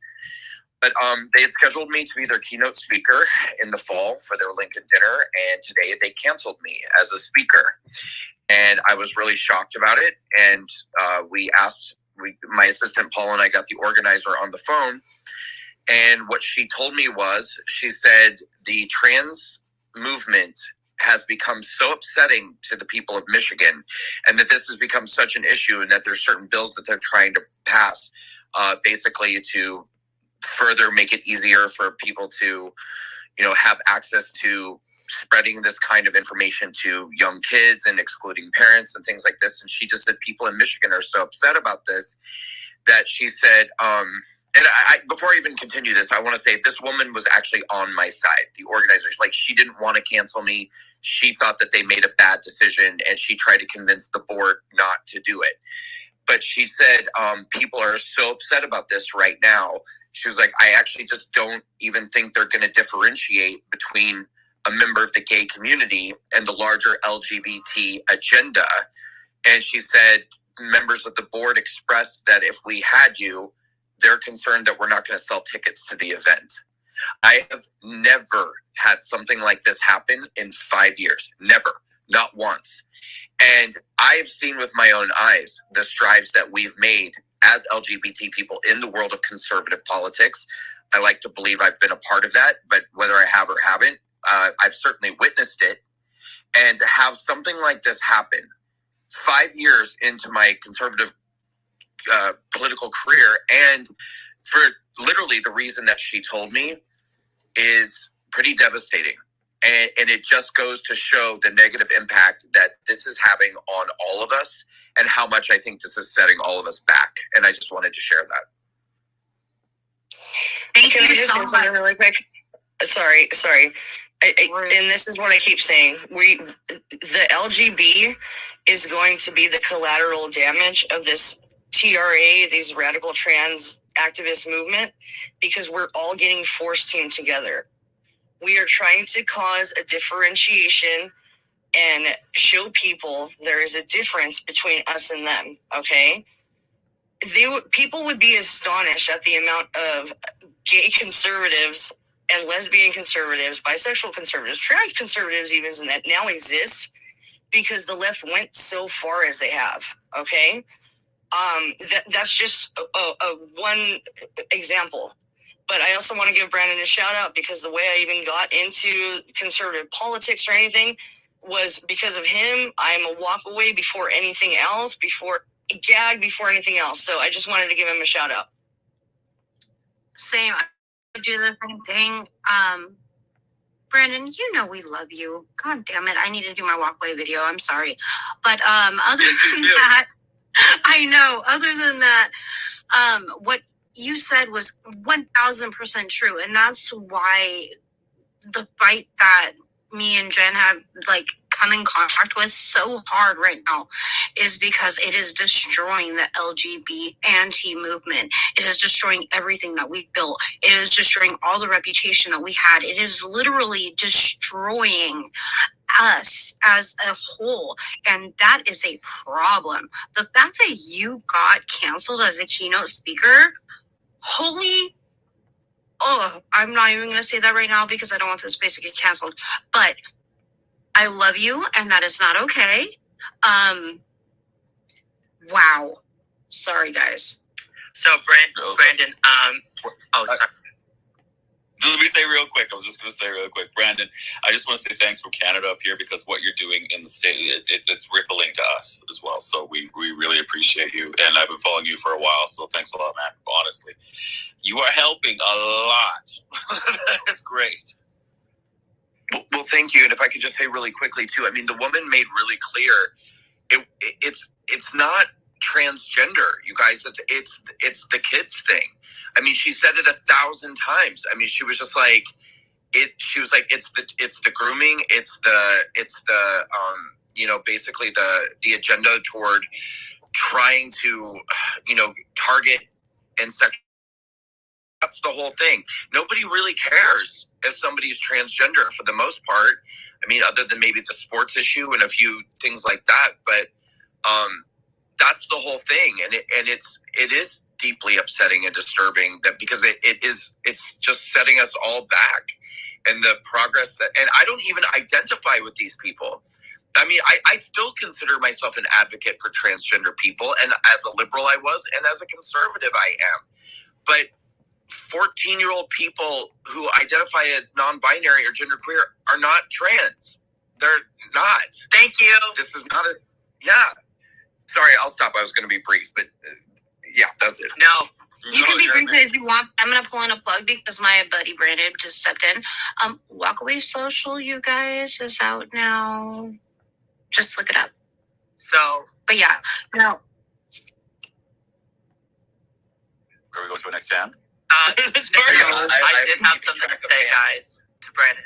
Oh, sorry. No, I'm sorry. I'm trying to be so polite here.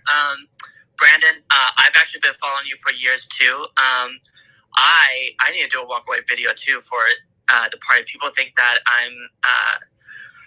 I don't know how. Some people think that I'm a leftist, but I am not. I am a conservative. I'm a trans conservative. Okay, I've been following you for years. Been following Blair. I actually saw you. The way I found you is because you guys were on Vice together, and it was when she called out that, and I quote, "non-binary trans woman." There's no such fucking thing. I'm sorry. WTF? I think you know who I'm talking about, the show, but Jamie. No, I remember it was Jamie was the trans person. Trans. Whatever. I don't call it. In quotation marks. Right? Yeah, but that's not trans. That's not a transsexual. Blair is a transsexual. I'm a transsexual. Buck is a transsexual. But that's how I found you. So, and I've been following you ever since. I hate identity politics. But I just want to say I'm so sorry for what happened to you. It's the kids. It really is, which we're all fighting for, And for me personally, I'm fighting for a lot of things right now over the past 2-ish years because a lot of things are being done in my name. And I'm sorry, I didn't sign up to be a monolith, or an alphabet, and also the LGB, they're like distant cousins. How the way I look at it, I say LGBT, and people always ask questions. But the thing is that, I love that you're an advocate for me. I appreciate that, Brandon. I do. Thank you. But LGB has nothing to do with the T, okay? Y'all are gay. Y'all are, same-sex attracted or both-sex attracted, okay? My pool is very different from y'all's. I get that. And they are lumping y'all with these radicals, and they're lumping me, and I have, absolutely nothing in common with them. Normalize the bulge. I don't want to, sterilize children. I don't want to have trans people in sports. There's all kinds of things. And also, I hate identity politics, like I said. And, I love that you said that, and you've been talking about that for a couple of years. So just please be strong, and know that you have a trans supporter right here. So thank you, Brandon, so much. Thank you. I really appreciate that. And I just want to say very quickly, too, that no matter what ends up happening in the world, and I do, we do, in the world of politics, there does seem to be this constant, expansion and contraction and expansion and contraction. And it's like, sometimes we make progress and then we bounce back, and we make progress and we bounce back. And I do feel like we're about to be on the brink of taking a few steps back as gay people or as LGBT people. But I just want to say that no matter what happens, Walkaway will always remain consistently supportive of anybody, whether they're lesbian, gay, bisexual, or transgender. I will never back off my support for transgender people, even if the conservative movement, goes through some period of backlash or something is about to happen. I'm not going to do that. So, and I would love to have you come on the platform and share your story with all of us. And if you don't know, it's an app now. It's called Walkaway Social. It's on the Google Play Store and the Apple App Store. You can load it, go in the testimonial group, and just share your video there. And I would love it if every last little gay, bi-sexy, and trans person in this room would do that. I think that would be amazing. Thanks.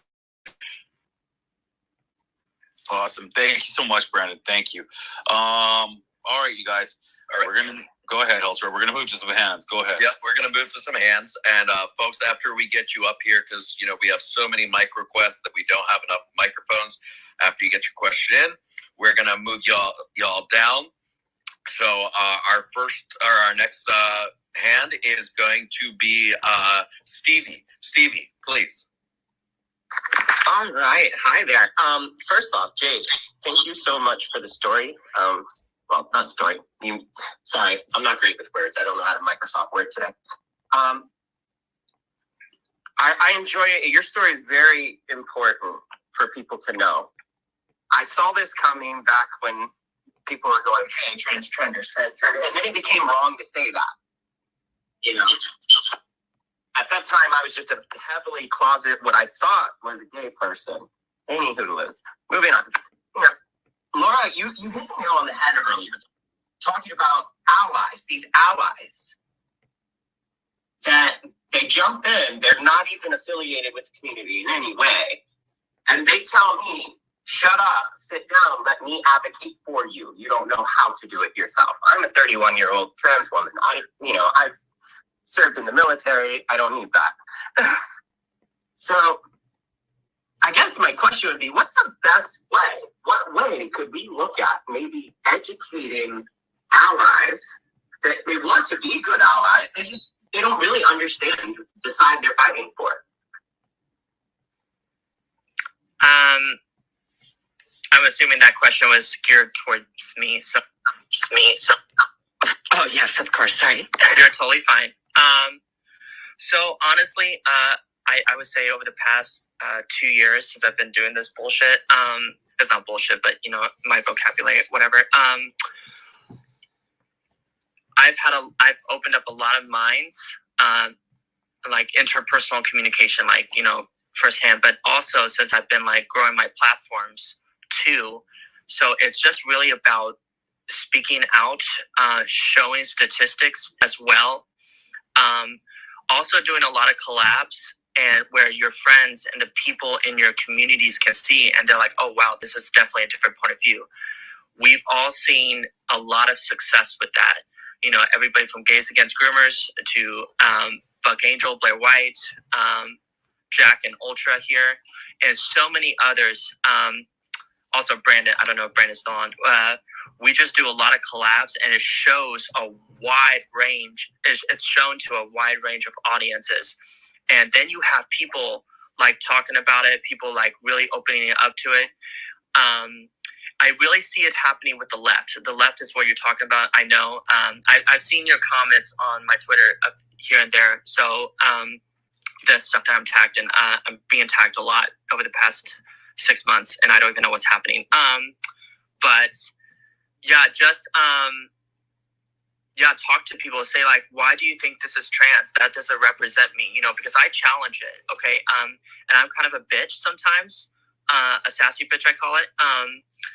And the thing is that I don't give a fuck. Sorry, everyone, for my cursing. I just don't care. I'm a conservative Christian. It's so funny. I just said Christian and I'm cursing like this. But I'm a conservative trans woman. A proud one at that, okay? Jack, you were going to say something? No, I was just going to say, how are we, to answer Stevie's question, how are we educating everyone? I would say that really just talk about what real gender dysphoria is, what real allyship is, the distinctions between all of this. There's a plethora of information to be talked about here. I mean, the last one we did was, I'm not kidding, about 5 hours long. I just went straight to work 2 weeks ago, and I would just say, open up uncomfortable conversations. Does that make sense? I hope that. Oh, very much so. Okay. I'm very good at that. Oh, by the way, Jack, love you. Love you too. Yeah, just open up conversation where you can challenge their narrative. Because I tell people all the time, straight up, that does not represent me. What represents me is this. Sisterhood is this. Taking up for women is this. Trans representation. It's not trans people in sports. It's not. Okay. Yeah. So that's it. I would say. I hope that cleared the answer. Yeah. No. So Yeah, wonderful. Thank you. Thank you so much for coming up, Stevie. We're gonna bump you, but we don't hate you. It's nothing personal. And we're gonna jump to Mr. Free Speech next, and then after him, Nuclear. Free Speech, sir. Thank you for waiting. Hey, no problem. Thanks, guys. Really interesting space. I just wanted to first commend Jade for sharing her story. And I can't even begin to imagine how that must feel. I think it was Ultra that mentioned earlier about like if we were kids in these times that we'd be like solid targets for these people to kind of like transitioners, because I mean I've never been the most effeminate guy, but I mean I used to like play with my sister's Barbie dolls and stuff when I was little and whatever. But my sisters in themselves, they ain't, I guess you could say, like traditional. One of them was very much a tomboy, but she's got 2 children now and she's happily married to a man, you know. And these sorts of things, like everything is so final these days. Like you can't sort of what's the word? You know, it's weird because it claims to be progressive. Yeah, it's built entirely around like 50 stereotypes, which I think is just incredibly strange, really. You know, the old 80s period where everything was like, oh, you know, pushing gender boundaries and those sorts of things. And it's just, for something that claims to be progressive, it seems a lot more regressive, at least in my observation. And then I think it was, Brandon was on earlier, and I think he mentioned obviously that to be cancelled at the moment. And this is what I'm finding so scary, because I was very unapologetic. I'm in my late 30s now, and I came out, 16 I came out, and I was like, you know, who gives a shit, right? And so I've never really had to, I've been quite lucky that I just had that kind of confidence with it, because I didn't have to, I wasn't forced into it or anything. But I'm from sort of a working class city in the north of England, but like I say, I just was like, whatever, I didn't care.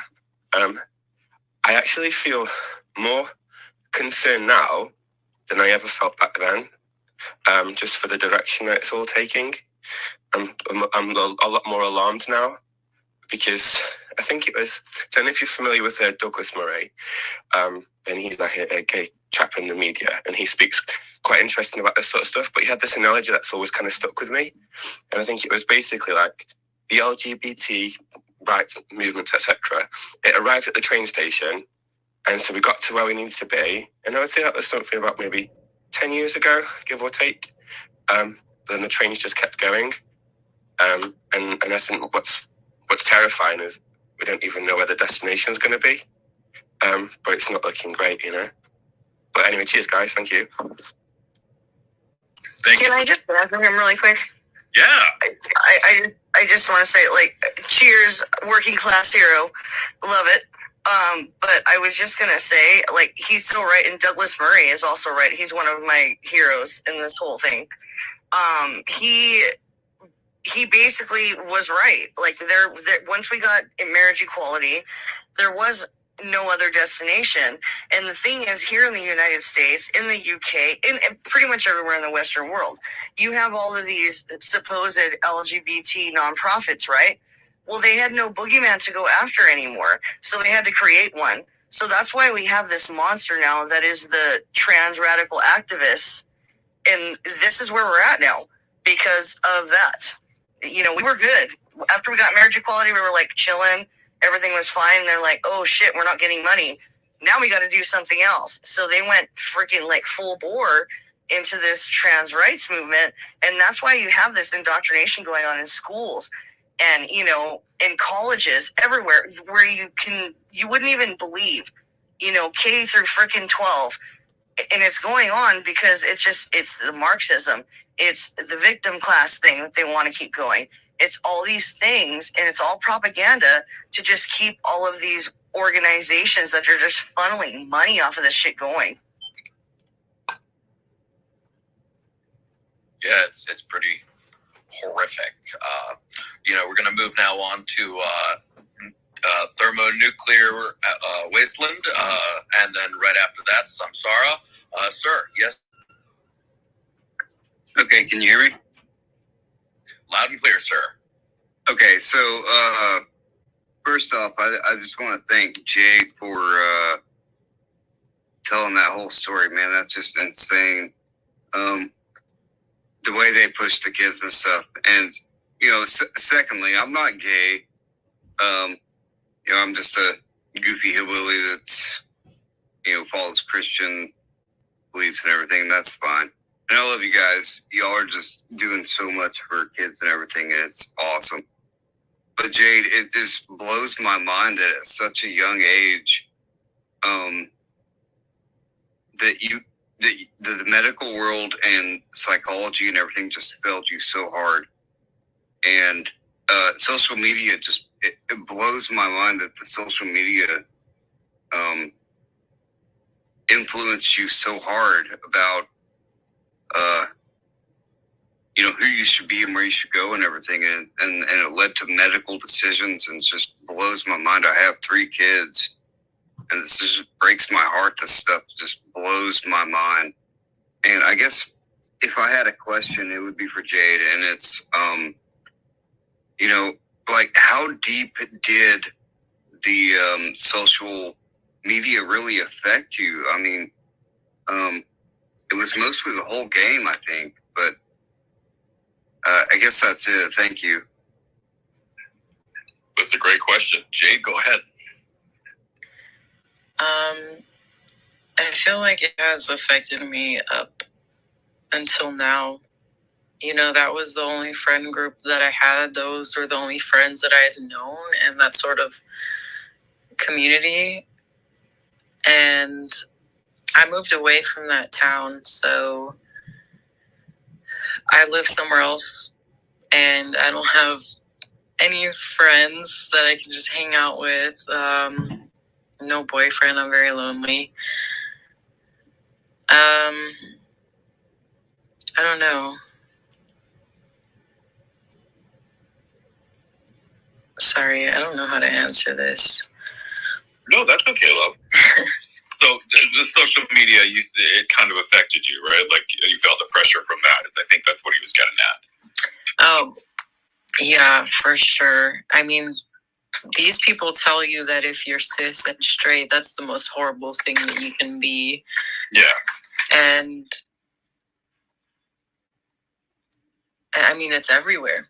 It's everywhere, even within celebrities. That's the most disgusting thing you can be. 100%. Like, and all of it's coming through from the celebrities and all that too, and which is just, it's crazy. And the other celebrities that are trying to, speak up against it, they're being silenced. Hey, like, do you see that too? Right. If you're not being oppressed, you're not cool. Yeah. Well, exactly. That's totally a great tweet. Oh, you gotta tweet that out. If you're not being oppressed, you're not cool. Yeah. Oh, you're amazing. It's very strange, because who wants to be oppressed? Who wants to be in the minority? I mean, they're not in the minority, in my opinion. They're ruling the entire country. But well, yeah, exactly. Well, I mean, it's horrendous when you see a prince and a movie star who got married sitting there with Oprah Winfrey, who is one of the richest women in the world, in this beautiful pergola with fresh baked bran muffins, and they're all talking about how oppressed they are. I mean, this victim oppression Olympics is hard, folks. It's seriously hard. And I didn't even invite them into my backyard, and they showed up that day. I was like, what are you doing here? Like I said, Oprah, with that beautiful wisteria-covered pergola jacket. I said to myself, water lily. I like to call myself that sometimes. I said, water lily. I'm sorry. Trying to get you guys to laugh. You are messed up, dude. You are so I am. I've had a long in fact, to deter away from how messed up you are, I'm jumping to Samsara and then Mermaid. Hi, everybody. So nice to see you all. Thank you for calling on me to speak. And Jade, my darling, I am so proud of you. I'm sorry I got here so late. I was at the food bank dealing with that crap all day. But I'm so sorry I got here so late. But wow, I just want to say, I've known Jade. I think it was February or March of 2022 last year when I first met Jade and heard her story. And, she wasn't able to be public about it at the time. And she's gone through absolute and utter hell. But boy, she has developed so much strength in the last year or so. It just blows my mind. I mean, yeah, she's still going through hell. Don't get me wrong. She's still got tough days ahead, but just to see the growth and all that she has come through and overcome blows my mind. She's the most amazing person. And, we have a lot in common. I'm going to be 58 in a month. and she just turned 23. But it's like we always say to each other, like, my story of childhood is like in different ways, but sometimes, but a lot of it is the same. You know, I hit puberty at 9. I went through a lot of sexual abuse from my stepfather and my stepbrother, which he didn't, but that made me want to be a boy when I was 15. That was 1980, thank God, because they didn't have this craziness back then. Or else, you know, I would have been affirmed, because I was steadfast on that for about a year and a half, 2 years. And you know, that's what appalls me when I first became aware of this last year, what was really going on, because I thought I was an ally. I was a liberal from the day I moved to the United States until this broke me. I mean, other things were starting to break me, but this broke me. And I became an American citizen last year in 2022. And it was the first time in my adult life I was going to be able to vote. And I had to register as a Republican. And a lot of my liberal friends will say to me, why? How can you support, how come you're not in support of pro-choice anymore? Well, it's like this. I've been a feminist all my life as well. And I had to choose between living women and living children and babies. And women can still go find a place to get an abortion if they want one. They did before Roe v. Wade, so they still can. But we've got to save children, and we have to save women, because women are being eradicated. And we have to save the rational transsexuals. And we have to save gays and lesbians, because, you know, I'm probably not like a lot of other people in that, you know, my uncle was gay. So, and we had gays in the neighborhood since I was growing up.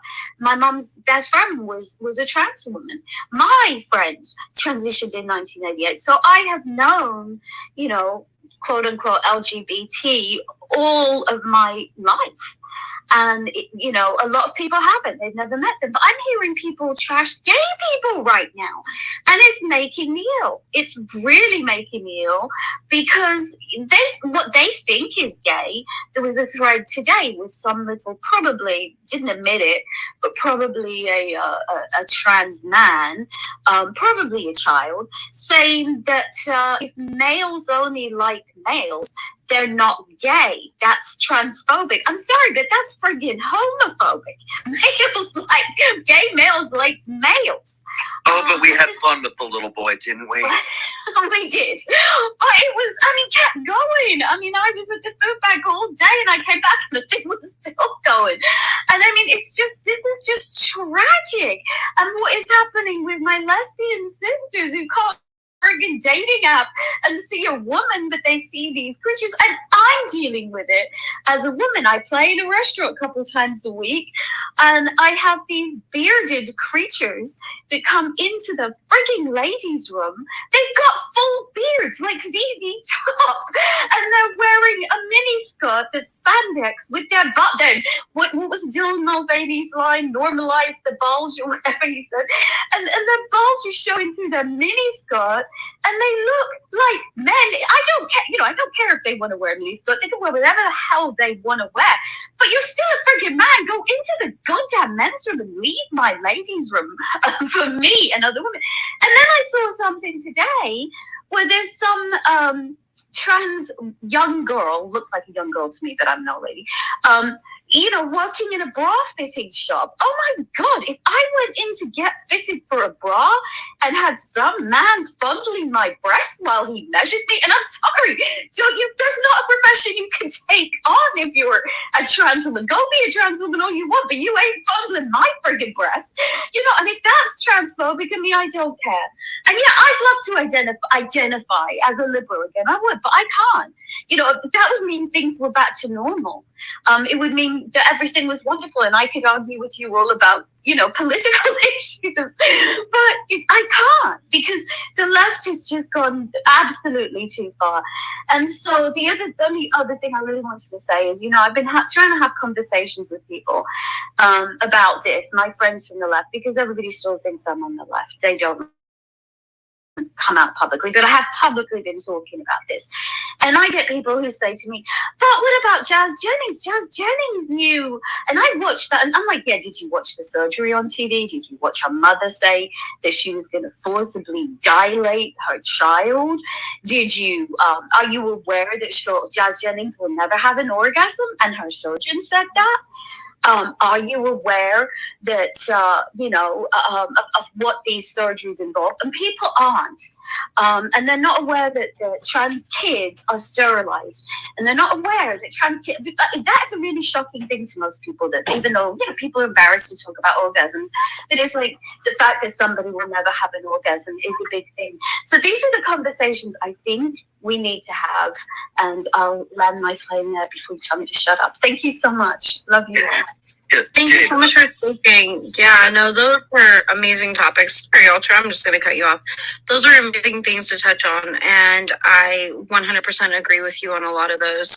The Jazz Jennings things, I mean, we could literally spend a whole space just dissecting that entire thing, and people still won't get it, which is really saddening to me. But let's go to our next hand. Jade seemed like she had something she wanted to say to Samsara, and then we can jump to Mermaid and then Duchess. I wanted to say thank you, Samsara. I've had this detransition for many reasons. I mean, I was insecure about it. I honestly just wanted to go on with my life and, just be a regular woman, and this thing never happened to me. But a part of the reason that I hid it was because my abuser did not want me having any form of social media. So this account was very secret, and it was hidden from him. And he just made me feel so ashamed of myself. And now that I'm free, I feel like I can finally, it's a slap in his face. But I mean, sometimes I do get embarrassed about it, but it's just something that I want to get over for the benefit of little girls. I do want my children to know this story. So if I want them to know, then there's no harm in other people knowing. Also, to think that Samsara could have been exactly like me had she been born years later is scary and horrible. And I can't imagine the rise in transition in a few years. But yeah, thank you, Samsara. You're welcome, hon. And I'll just say, do not be ashamed. I refuse to be ashamed to talk about what I went through. I was a child, and I'm not going to be ashamed of that. Yes, I wanted to be a boy for a couple of years. Deal with it. Yes, I was sexually abused. Deal with it. Yes, I'm a survivor of domestic violence. Deal with it. And if you can't, then I don't want to talk to you. That's my attitude. And here I am as a musician speaking out about this and risking, my musical career. We've got to take a stand. Thank you, darling. I love you so much. Thank you so much, Samsara. We're going to jump down to Mermaid and then Duchess and then Jude. And poor Laura's got her hand up. She's like, let me talk. I'm on the panel, for God's sake. I'm sorry. No, you're fine. I just wanted to say to Samsara, we know each other. We talked about Bryan Adams and everything like that. He's so great. But girl, you are not transphobic. Just for the panel to know, this woman is not transphobic. I can't believe we have to talk about this. And it is so crazy with the men that are entering the space of just the bathrooms. If I could tell you what was going on at work, I've seen this happen 2 weeks ago. A legit dude walking in, I'm not talking about okay, we can all talk about trans stuff and everything like that, but this was not a trans woman. This was a man like you, Jack, and Ultra. I'm looking at your picture, Jack.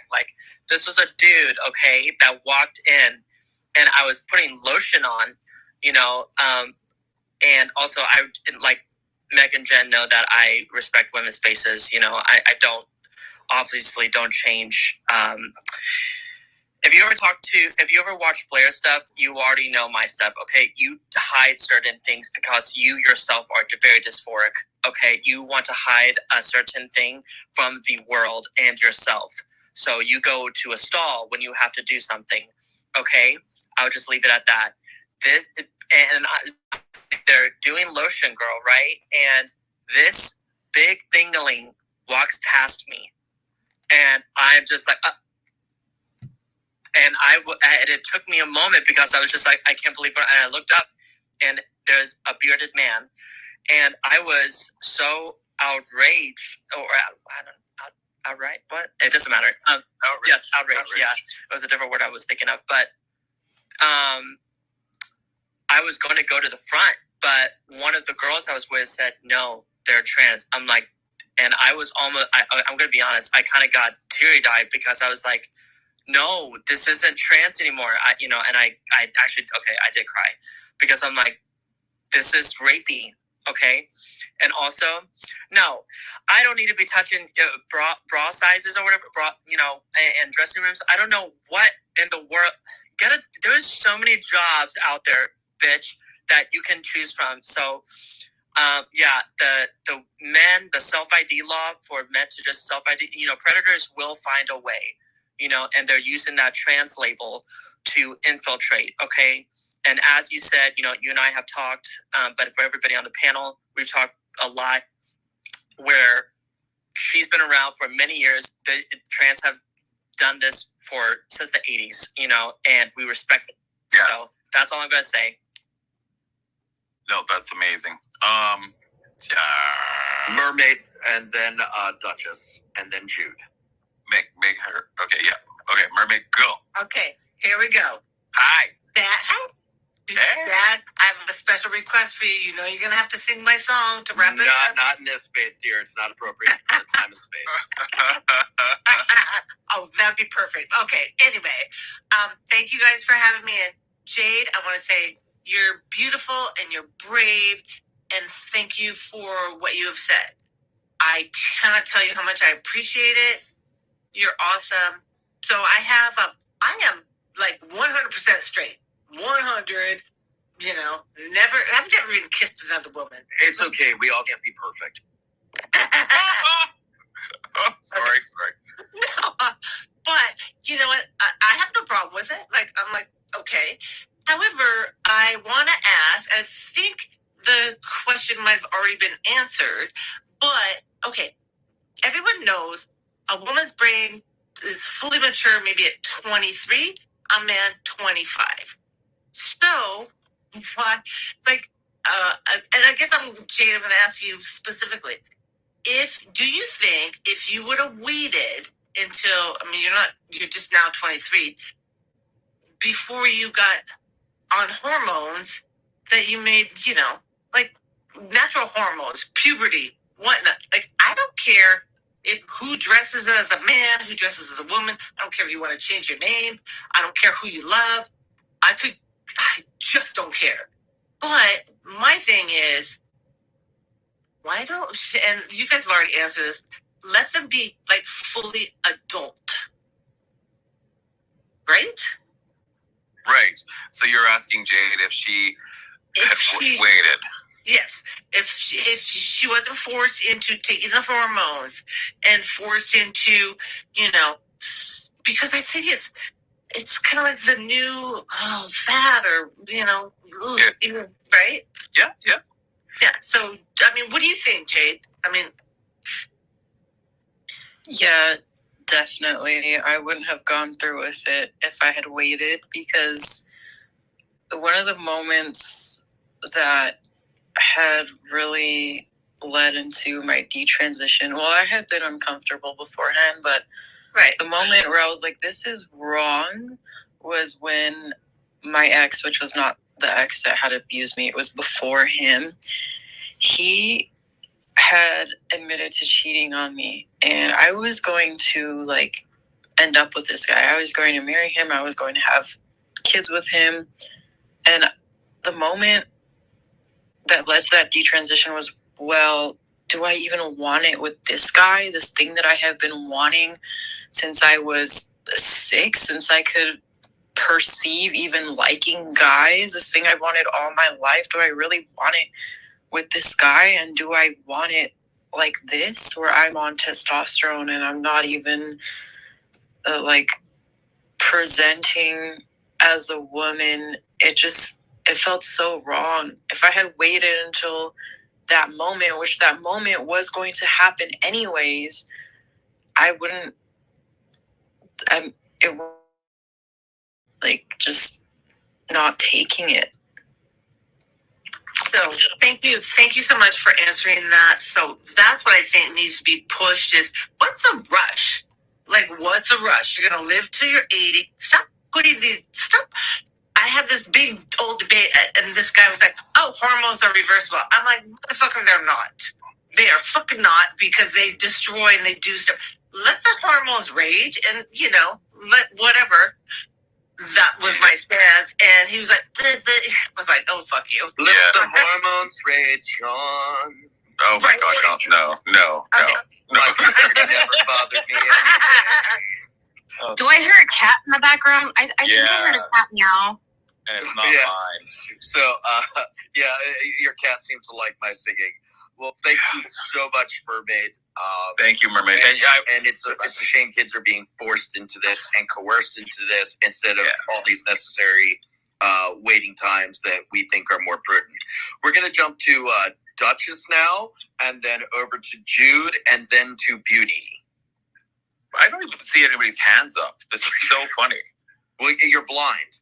Am I? I'm so sorry, you guys. Anyway, Duchess. Hi, you're in Alberta, Duchess. I am. Hey. Born and raised in Alberta. Same here. Good to see you. Yes, I was in Calgary a couple weeks ago. Were you? Had I known, I totally would have said, let's go out and get a drink. Right? And I know, I was there for an appointment. So, my name is Lois. I'm bisexual of 14 years. I was coerced into having bottom surgery before I was ready at the age of 21. So, and now I'm 35. I regret it. I have pain. I have complications down there with the surgery.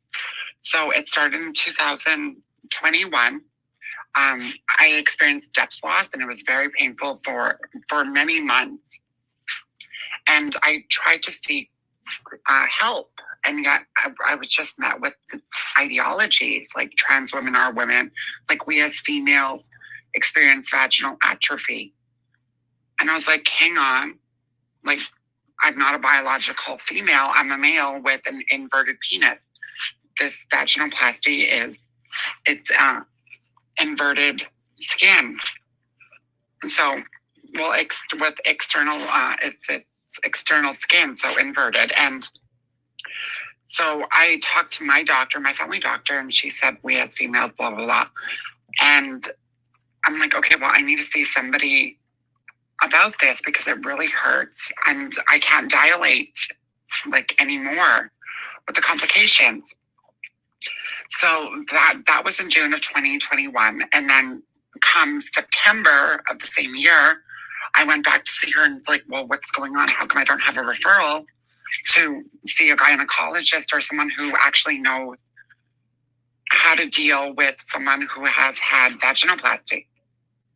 And again, nothing. She referred me to the Edmonton Gender Clinic in my province, and I didn't see anybody. I still haven't seen anybody. It's all telephone appointments. So I spoke to a doctor from that gender clinic, Dr. Anna Rogers. She's an endocrinologist, a hormone doctor. I told her about what was going on and to address my hormones also. That's another issue on it in its own. And so she referred me to the Lois Hole Hospital for Women to see a gynecologist who specializes in post-op vaginoplasty. So I'm like, okay, cool. Like that was in December of 2021. I didn't speak to anybody from that hospital until March 2022. But by that time, I was already dilating. I did an extra dilation to my weekly schedule. So I was doing it twice. And it was just very uncomfortable. It hurt. Nobody talked to me about this stuff like post-op, and especially being 12 years post-op. And just nobody explained any of this to me. And I'm like, okay, why am I having these complications decades after? And so I talked to that doctor.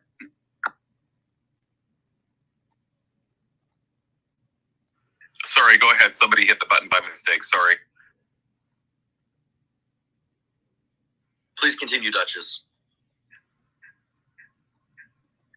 Sorry, Duchess. You got to hit your microphone again. Somebody accidentally hit the mute button. Oh, darn it. Okay. Sorry, love. Sorry. I don't know where I lost you guys. You had it's been 12 years post-op complications.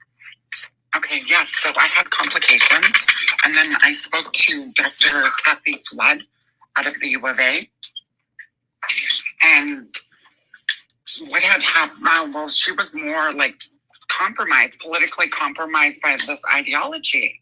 She was asking me about my like sexual history, like, which is fine, like a doctor would, but she reclassified my sexuality from homosexual because it never changed. I've always been attracted to men, same biological sex. And then, like, I think of myself as homosexual. I'm not straight. And to think otherwise, you're admitting to transition as conversion therapy. So I talked to her about that, and then she reclassified me as asexual. I'm like, well, okay, I don't feel comfortable with this doctor who is reclassifying my sexuality to fit a woke narrative. Like, I refuse to be in stirrups around a person like that. Like, no, thank you. Like, believe in reality. So, like, I was doctoring myself. I was taking up an extra violation, like, doctoring myself. Like, you guys are getting paid for this. You guys went to school for this, but you guys are spewing meaningless, crappy ideology. And then that was that. I still haven't seen any of these doctors in person. And we're going on 2 years now. Still haven't seen any of these so-called specialists. They haven't seen you yet? No, it's just been telephone appointments. That's it. Whoa. Go on. Sorry. So then in 2022, so a year later, I suffered one of my first confusional migraines, which are super rare. You guys can look them up.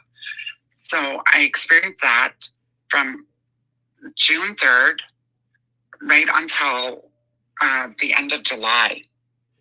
So I was confused. I didn't know which genitalia I had, and it made me very uncomfortable and scared, like, because I was going to the washroom, going to reach for a penis, and there was a vagina. I'm like, what's going on? And I tried to bring this to the attention of the emergency doctors, like when I'd be taken into the emergency room, because it got so bad that I was forgetting where I was. Like, I was standing in the rain for hours, like confused, like an old person, like with dementia. And then, so that was brushed off. And I was scared as hell. I'm like, that caused a lot of mental anguish. But that was also the tipping point for me for what I'm dealing with now and what I'm going through, is that I'm seeking medical assistance in dying because of all the complications with having bottom surgery and the lack of healthcare and follow-up healthcare. Oh my God. So I feel like I feel like a sterilized Indian within our country. And I did talk to before the election, the Premier's office and the Health Minister's office, but then the election happened, so I don't know what's going on. But that door's still open. And to Mermaid, when she asked Jade about waiting, I would have waited. Instead of doing it at 21, I would have done it later in life, over 25, for sure. And I would have thought about the repercussions, the ramifications, everything from being a sterilized native within Canada. And I never took into consideration the fact that I'd never have children. I thank you for sharing all that. I think you're amazing.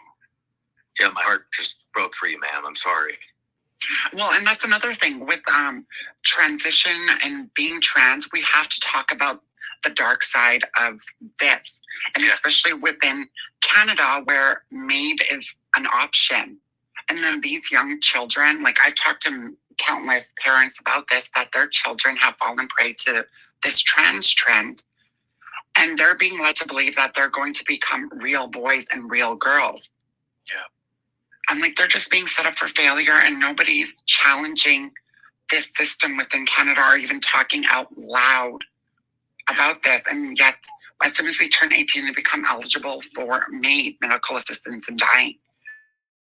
Only criteria is to have a, you don't have to be terminally ill. You just have to have, I can't remember what it's called. Gender dysphoria? No. Oh, sorry. Your eligibility does, you don't have to have, you don't have to be terminally ill, and you don't have, your death does not have to be foreseeable. Right.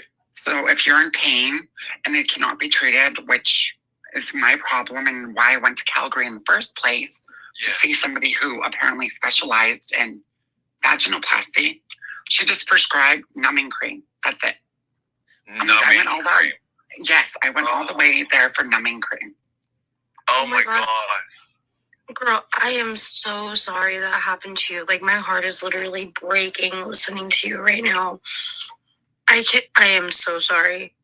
There are like not even words that you can say to describe how sorry I feel right now and how much love like I'm trying to send you. And your voice is so important, Duchess. Your voice is very important. Just like everybody, like your voice is extremely important. So please know that you matter to a lot of people and you matter to like us. So like that's, I mean, I can't even say thank you enough for sharing that with us. I don't know what anything that you, if you need anything, like, you know, I've befriended you and all sorts of stuff. Like I'm in the same province, so. I know, and like, okay, with MAID, my application is done on May 16th. So the final decision, whether the assessors approve or not, is between now and a little bit after May 16th. So it becomes final, and that's my 90 days. So what happens after, it's totally up to me. I really hope you don't choose to go through with it. I really don't. I think that those in your predicament have a greater voice to help those that are younger to understand what is really going on. And your voice is going to change lives. And I know it already has. I mean, I knew of your story, but I have never heard you publicly speak, and it has already changed me. Every time I hear a detransitioner story, it changes me in a different way. And yeah, I really, really hope you don't go through with it, because you can help so many people, but I understand if that is the way you want to go, because you don't want to suffer. Either way, I love you, and I'm sending you lots of love from California, and I hope to talk to you soon. Yeah, honestly. And you know, I'm just sitting here throwing this out here to the panel. You know, Duchess, I've followed you for a very long time. I love your sense of humor. I love your honesty on the subject. And, you know, I think that maybe sometime in the near future, we should sit here and we should do a conversation about the side of the transition, because your story does need to be told. And I mean, your love and your passion for everyone else, I think that this could maybe save a lot of children from going down an unfortunate path. And I had no idea that it was that bad. And I'm just so sorry. I mean, I really am. Sorry. We'll, yeah, no, Duchess, I'm here in Alberta too. So, yeah. Reach out if you ever need anyone to listen, because we do care. We do care, and that's just why we do this. I just want to say something really quick. I saw Eva Kurlova and Duchess go on to Benjamin Boyce's podcast talking about this whole MAID thing. I'm sorry, I'm really emotional right now over this. But I really hope that you change your mind, because I know you're going through a lot, and I'm not even going to say you need to be a sacrificial lamb for this cause or nothing like that, but you have so much more to give to this world. You really do.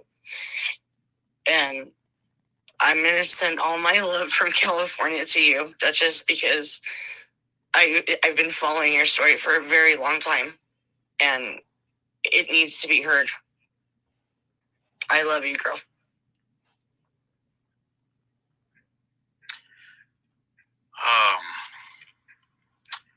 With that, I hate to move on. Duchess, we have to do a space. Yeah, definitely. Yeah, we do.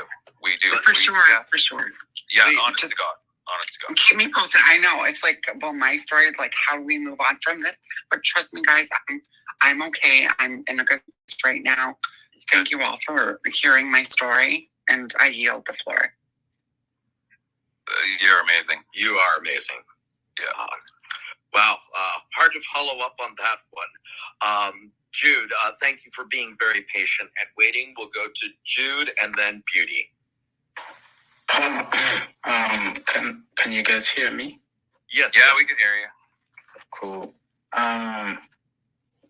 First of all, thank you, Duchess, for being so brave to be that vulnerable and raw.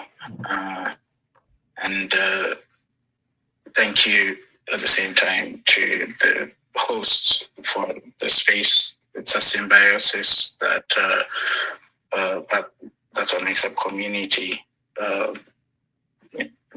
Create something that allows others to be vulnerable and safe. I want to say that, first of all, that my thoughts on all this is it starts with you can't fight darkness with other darkness. Approaching things we don't understand, things that are new to us, things that shake the foundations of what we know. The goal has to come from a place of humility, a place of looking to understand rather than looking to attack or reject.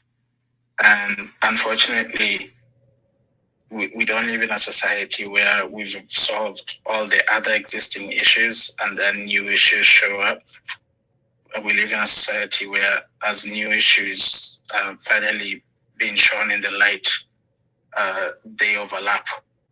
And bad actors, for example, take advantage of that.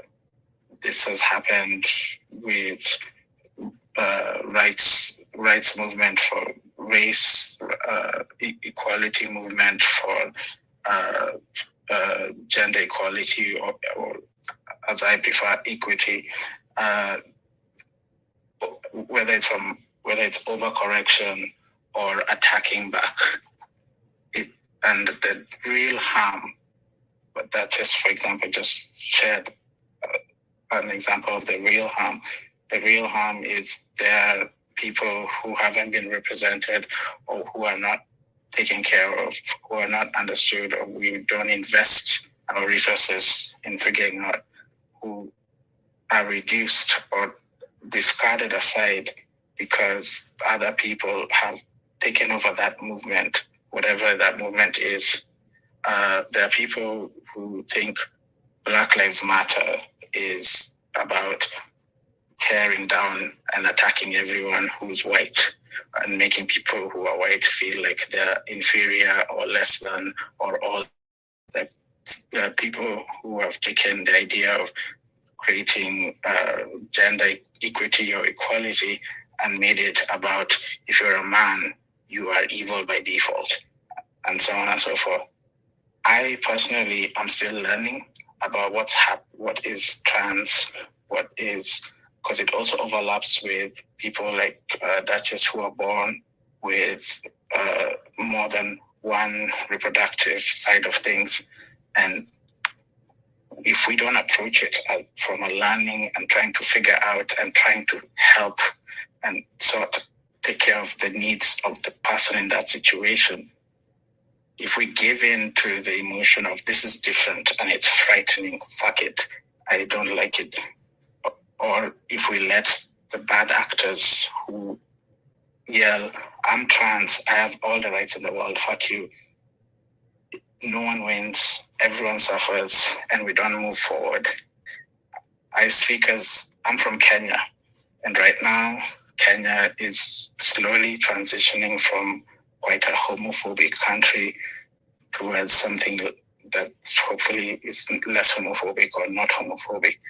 And I can tell you, watching the way the transition is happening, it's very different with in the age of social media, because it's so easy to get into mobs or into a mob because of social media.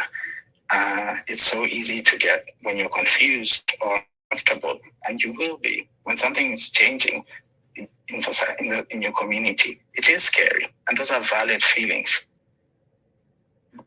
But with social media, it just fuels this, this rage or this energy that it's so easy to give in to be like, that's fuck that woke shit. What does woke even mean? Yeah. All I know is there are people who have felt not represented. There are people who are trying to bring everyone to the same level at the table. But there are also people who either give in to those emotions or, are fueled by their news feed, right? Yeah, social media is quite the dangerous thing. So it can be dangerous, or it can be very enlightening. So I totally hear what you're saying. I'll just finish with that's why spaces like these, we need more of this, where it's okay to disagree as long as you're not rejecting someone's existence. And it's okay to disagree as long as you're not forcing your existence or your way of doing things on everyone else. And as long as the goal is not to have yours, the goal is to understand and figure out how we get to live together, because we got to the top of the food chain by working together. We weren't the fastest or the biggest animal. We were just the best at coordinating. Thank you. Thank you so much, dude. We appreciate you coming up. That was very nice. Yeah, no, these are things that have been forbidden to be talking about, and we're going to talk about them because they need talked about. Yeah. So, and we aren't stopping. We're going, speaking of not stopping, we're going over to Beauty and then Barb. Real quick, right before Beauty starts, Jude, let me just say how heartfelt I'm sending out to you right now, because I know that other countries haven't been going through this just yet, and you're starting to see what's going on. And thank you so much for joining our space and listening to these things, because it is happening worldwide, and it is slowly going from the most quote unquote westernized civilizations and trickling down. And thank you so much for being here, because hearing our voice and what you just said means so much to so many people. So thank you. Totally. Beauty, go ahead. And wait. Before you start, Beauty, I'm so sorry. I forgive me, you guys. We have a 3-minute limit. Only because we have so many hands and people are trying to get up here too. So love y'all. Go right ahead. Yeah, so I just want to start by saying to Duchess, thank you so much for speaking out. I cannot imagine what you must be going through. But all I can say is your life is important. You are important. And we need you as really the human race in general, because it's a trickle-down effect. All of these things that happen in the West trickle down to the rest of the other countries. So your voice really does drive positive change in the world, and so does Jade's voice, who is speaking from the detransitioner side.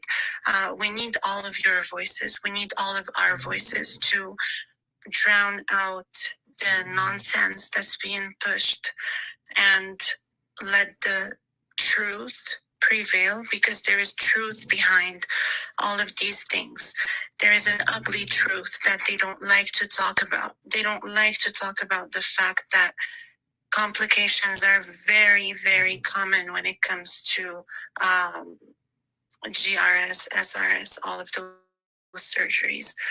But we need to have these conversations. So to the hosts and the co-hosts, thank you for this space.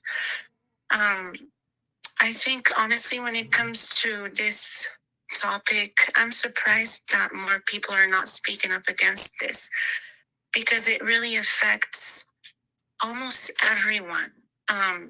Gays and lesbians who fought for their rights, and so many of you guys had their lives taken away. And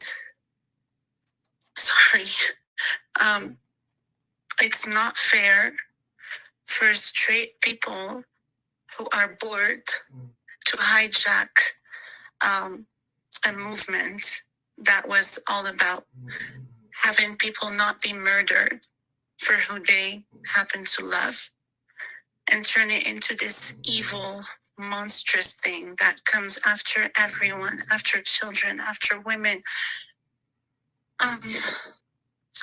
It affects detransitioners because they're being exploited and roped into all of this.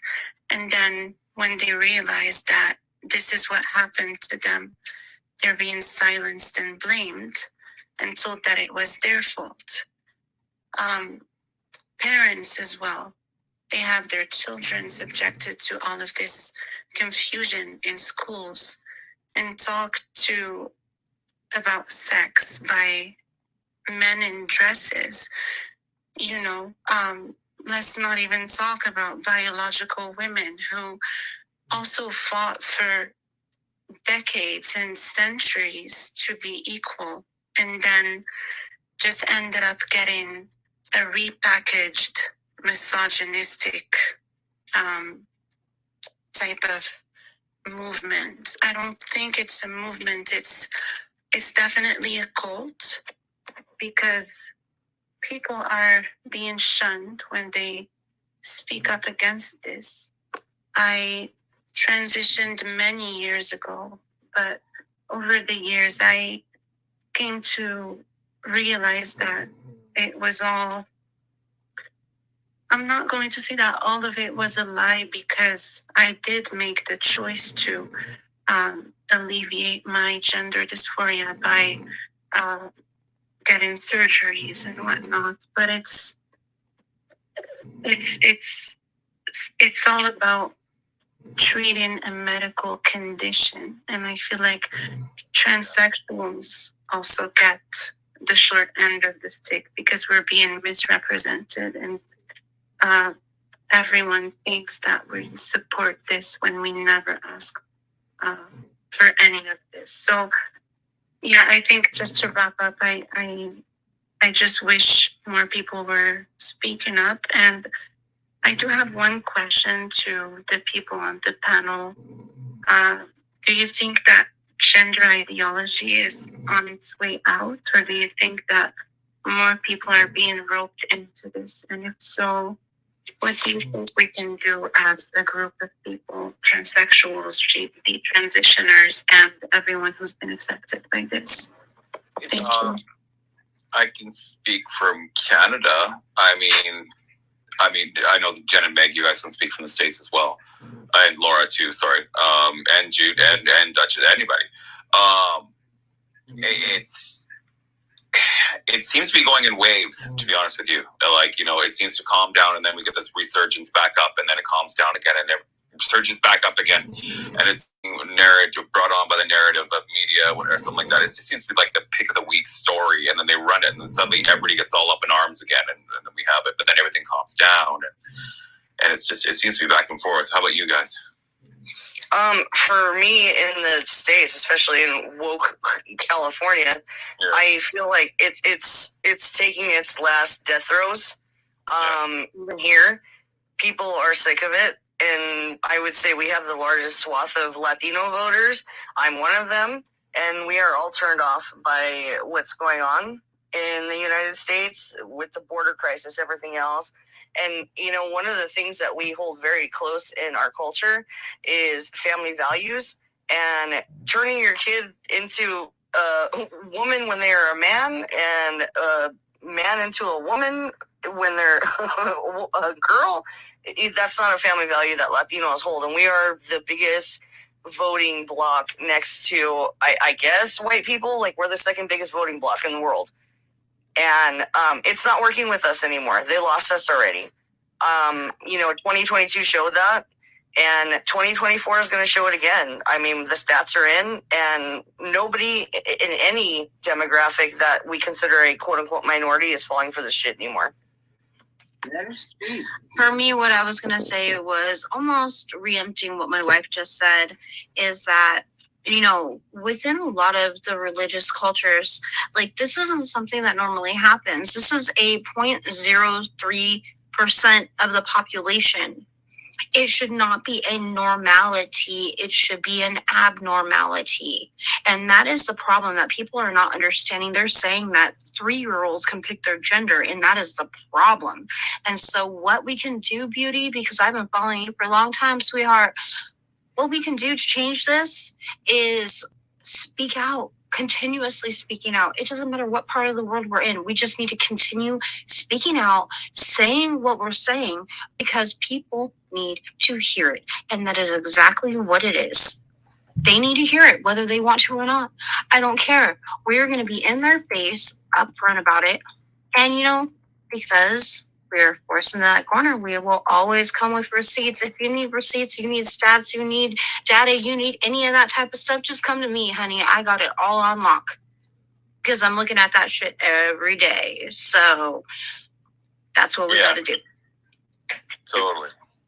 Let's hear from Laura real quick, and then we're going to jump on to Libs Eat Shit. So Libs Eat Shit, then it goes Britney, then it goes Nuclear, right? Wait, guys, did Jade need to leave? Oh, yes, she does. Oh, yeah, sorry. Okay, yeah, I wanted to make sure we let her exit. Jade's like so polite. Jade, you were so sweet. Jade, our guest has to leave, you guys. So everybody, please give her a follow. Please give her some love for coming in tonight. And we cannot thank you enough for coming here and sharing your story. It's very important, and you matter a whole lot to all of us. And you reach out to any of us, all right? Like, I mean it. Like, any of us. Thank you for having me. I'm sorry, my family. Oh, go dinner, and I've been holding it off for a while. Oh no, I'm so sorry. No, you go. Go. Go. Have fun, girl. Have good. We love you. Have a great dinner. Enjoy it with your family, sweetie, and thank you for being with us. And you just gained so many friends, my dear. You gained so many friends. I look forward to communicating with you and helping fix this mess. Me too. Thank you. Thank you. We'll talk soon. All right. Goodbye. All right. Good night. Enjoy dinner, sweetie. All right. Let's jump over to Libs. Hello, Libs. Hello. So, Ultra Gay Biker Dad, I love you. Thank you for doing this. I think I interacted with you last week, and I just appreciate everything that you're doing. And then Duchess and Jade, I know she just took off, but thank you guys for sharing your story. I grew up in Northern California, and I've got a brother who's 3 years older than me, and we call him Auntie Robert. But growing up in Northern California, especially in the 80s, 90s, going to school, I mean, he got picked on. I remember we would have to get in fights because somebody would call him, a faggot or whatever. And it was just really hard. And then I remember I saw last week Ultra's post about, he was like, you guys hijacked what we've done. And this is basically what I've been trying to say. It's like, and Jade said it best. It was like, if you're suffering then you're cool. So this is what we've got going on, and it's hard to push back because, you know, it's the easy button. And then I was looking at some of the pages that you guys have, and you've got people calling you guys transphobes, and even Gays Against Groomers, they're considered a hate group. It's like, these people are nuts. And, you know, when you see these moms and they're posting about their trans housing by proxy, and that's what I've been calling it. It is. It's these kids don't know any better. The mother's already committed to the new handbag, which is her story. And she's just like got this little in thing going on where she just gets on social media and oh my God, somebody, you know, dead named my child. The kid's 3. You know, the kid doesn't even know his name really. So I appreciate everything that you guys are doing. I really do. I'm glad that you guys are doing this group. Anything that we can help, you know, and a lot of the conservatives are, leave the kids alone. Leave the kids alone. I've 20 years in the military. I just retired this year. And it's one of those things where it's like, nobody needs to know my sex life. I don't need to know their sex life. I just need you to do your damn job. And then everybody's got this, you know, I have to be number one. I've got to be, you know, the most individual person in the world. And now it's being leached down to the kids, and the kids don't know any better. And, you know, I mean, hell, I was a tomboy. So was I supposed to be pumped through full of medication? My mom's side of the family were all Hispanic, and my mom is still convinced that my brother's straight. He just hasn't met the right woman, and he's now 53. So it's like, okay, Mom, you know. But it is crazy the fact that, you know, everything that you guys have gone through, this army of lunatics has just come down and just taken over and just shoved this ideology down everybody's throats. So I appreciate everything that you guys are doing. And Duchess, thank you. And Beauty, thank you guys for sharing your stories. And you too, Laura. It's been amazing, and I'll land my plane on that one. I just have to throw in really quick. My wife is the one that coined trans housing by proxy. I have to say that. And she also came up with the Louis Vuitton trans child purse. I just have to say that. Yeah, thank you very much. You all can thank me for that, and I will yield the floor. I've been the one saying Munchausen by transing, you know, close enough. We'll argue this at the next LGB and actual realty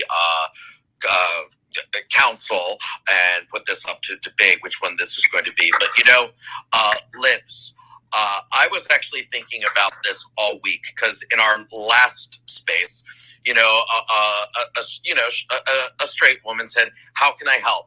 What can I do?" And after that posting I made that pretty much broke the internet that one day and ratioed that dude to fuck, you know, I saw so much love and so much support.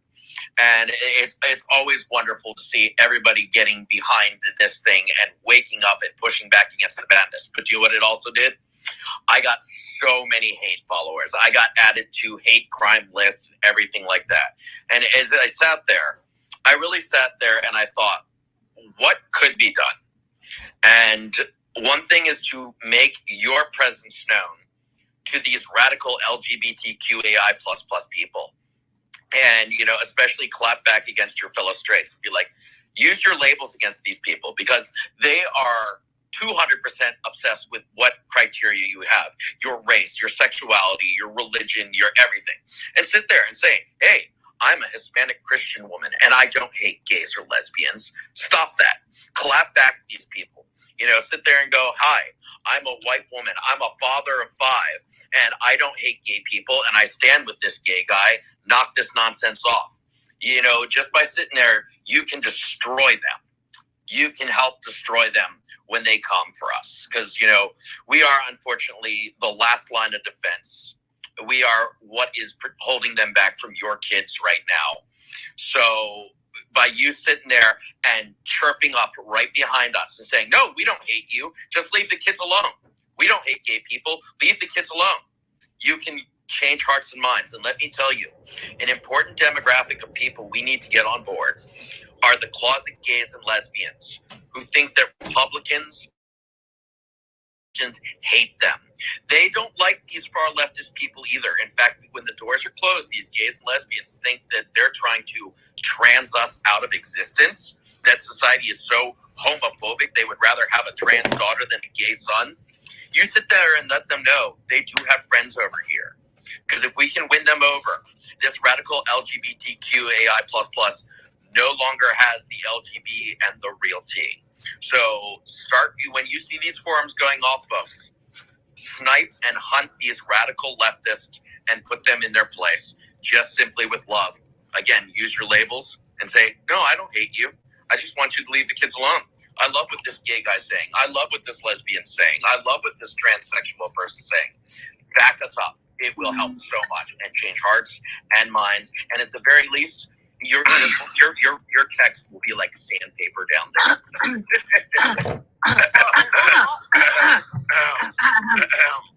But also, this is number one reason why, y'all, that I love our little ultra gay biker daddy. He is one of the most sweetest people. He just pretends to be tough, but it is what it is. Just for all you to know. Sorry. Yes, yeah. No, just kidding. I was waiting for my love, but go ahead.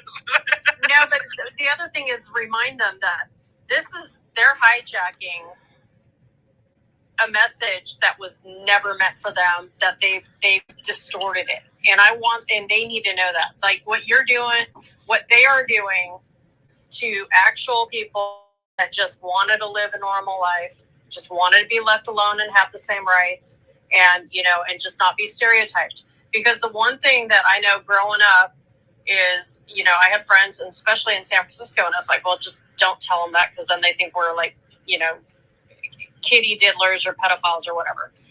And now you've got all these groomers out there, and it's just, they're hijacking a historic message, just like women's rights. You guys have come a long way, and for them to distort it the way that they have is just horrendous, and I hate it. So. Yep, it's pretty bad up here in Canada. It is. Yeah, it really is. And also I love it because I can be like, yo soy una Latina, and you're not going to put me in that space with white supremacy and this and this and this, and then they don't know what to do. Their brains just melt. Yeah, it's hilarious. Yeah, it's really, yeah. We're I mean, a lot of you are from the States, and a lot of us are from Canada up here too. Those of you in the States that don't know, and I'm going to get to these last hands here because old Jack has to go to bed soon. But here, especially in Calgary, we have an incredibly woke mayor who's made it passed a bylaw saying that we are now no longer allowed to protest anything gay. So that's what we're dealing with up here in Canada. So if you follow me, you'll see me fighting like crazy. But yeah, we're getting up there. We're getting up there. Oh yeah. I'm waiting for my turn. Yeah. Oh yeah. My turn in the groomers, but we'll talk about that later. But yeah, we're really fighting as much as we can up here as well. There is a lot of insanity going on up here. As you heard Duchess speak, she can't even get in to see a doctor because they've, to actually see a doctor. Like that was absolutely heartbreaking to hear. So we are going to go to these last hands here. We got Brittany and Claire and Mermaid. Yeah, I need you guys to land your planes in 3 minutes. But go ahead. You got it. I'll probably be under 3 minutes. First of all, I just wanted to say I love y'all. Like everybody here. I listen to y'all's spaces when I can. And I forgot the thing that I wanted to say when I first requested to speak. But since everybody's been saying every other different thing, I just wanted to say I'm straight, married, conservative, Republican, Christian, and I can tell you right now, it's not the conservatives or Republicans that have anything against, gay people at all. My two best friends, I remember when gay marriage, finally got to the States, I texted them and I was like, oh my gosh, y'all can get married now. And they didn't respond. And I was like, or not, Doesn't seem like it's something that's real. It seems like a fad. And they now, like today, they're like, I'm so glad we never went through with that, with everything, going on. So, but I just wanted to tell y'all, I love y'all, and I'm trying to help as much as I can. And another thing that you could do in the States, I don't really know like what they're called in Canada, but like you could, I call it snail mail. You could send the state senators for your state letters and tell them you do not approve of things, with the kids being 3 years old, trying to change their gender. I don't care if they want to do that, but let them grow up and make that decision,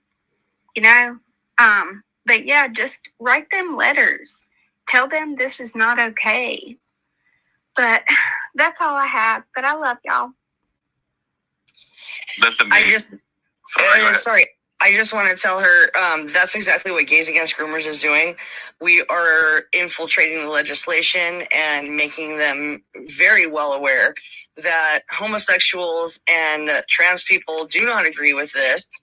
And we are making our presence known in all of the states that are trying to do these ridiculous laws. Good. I'm happy that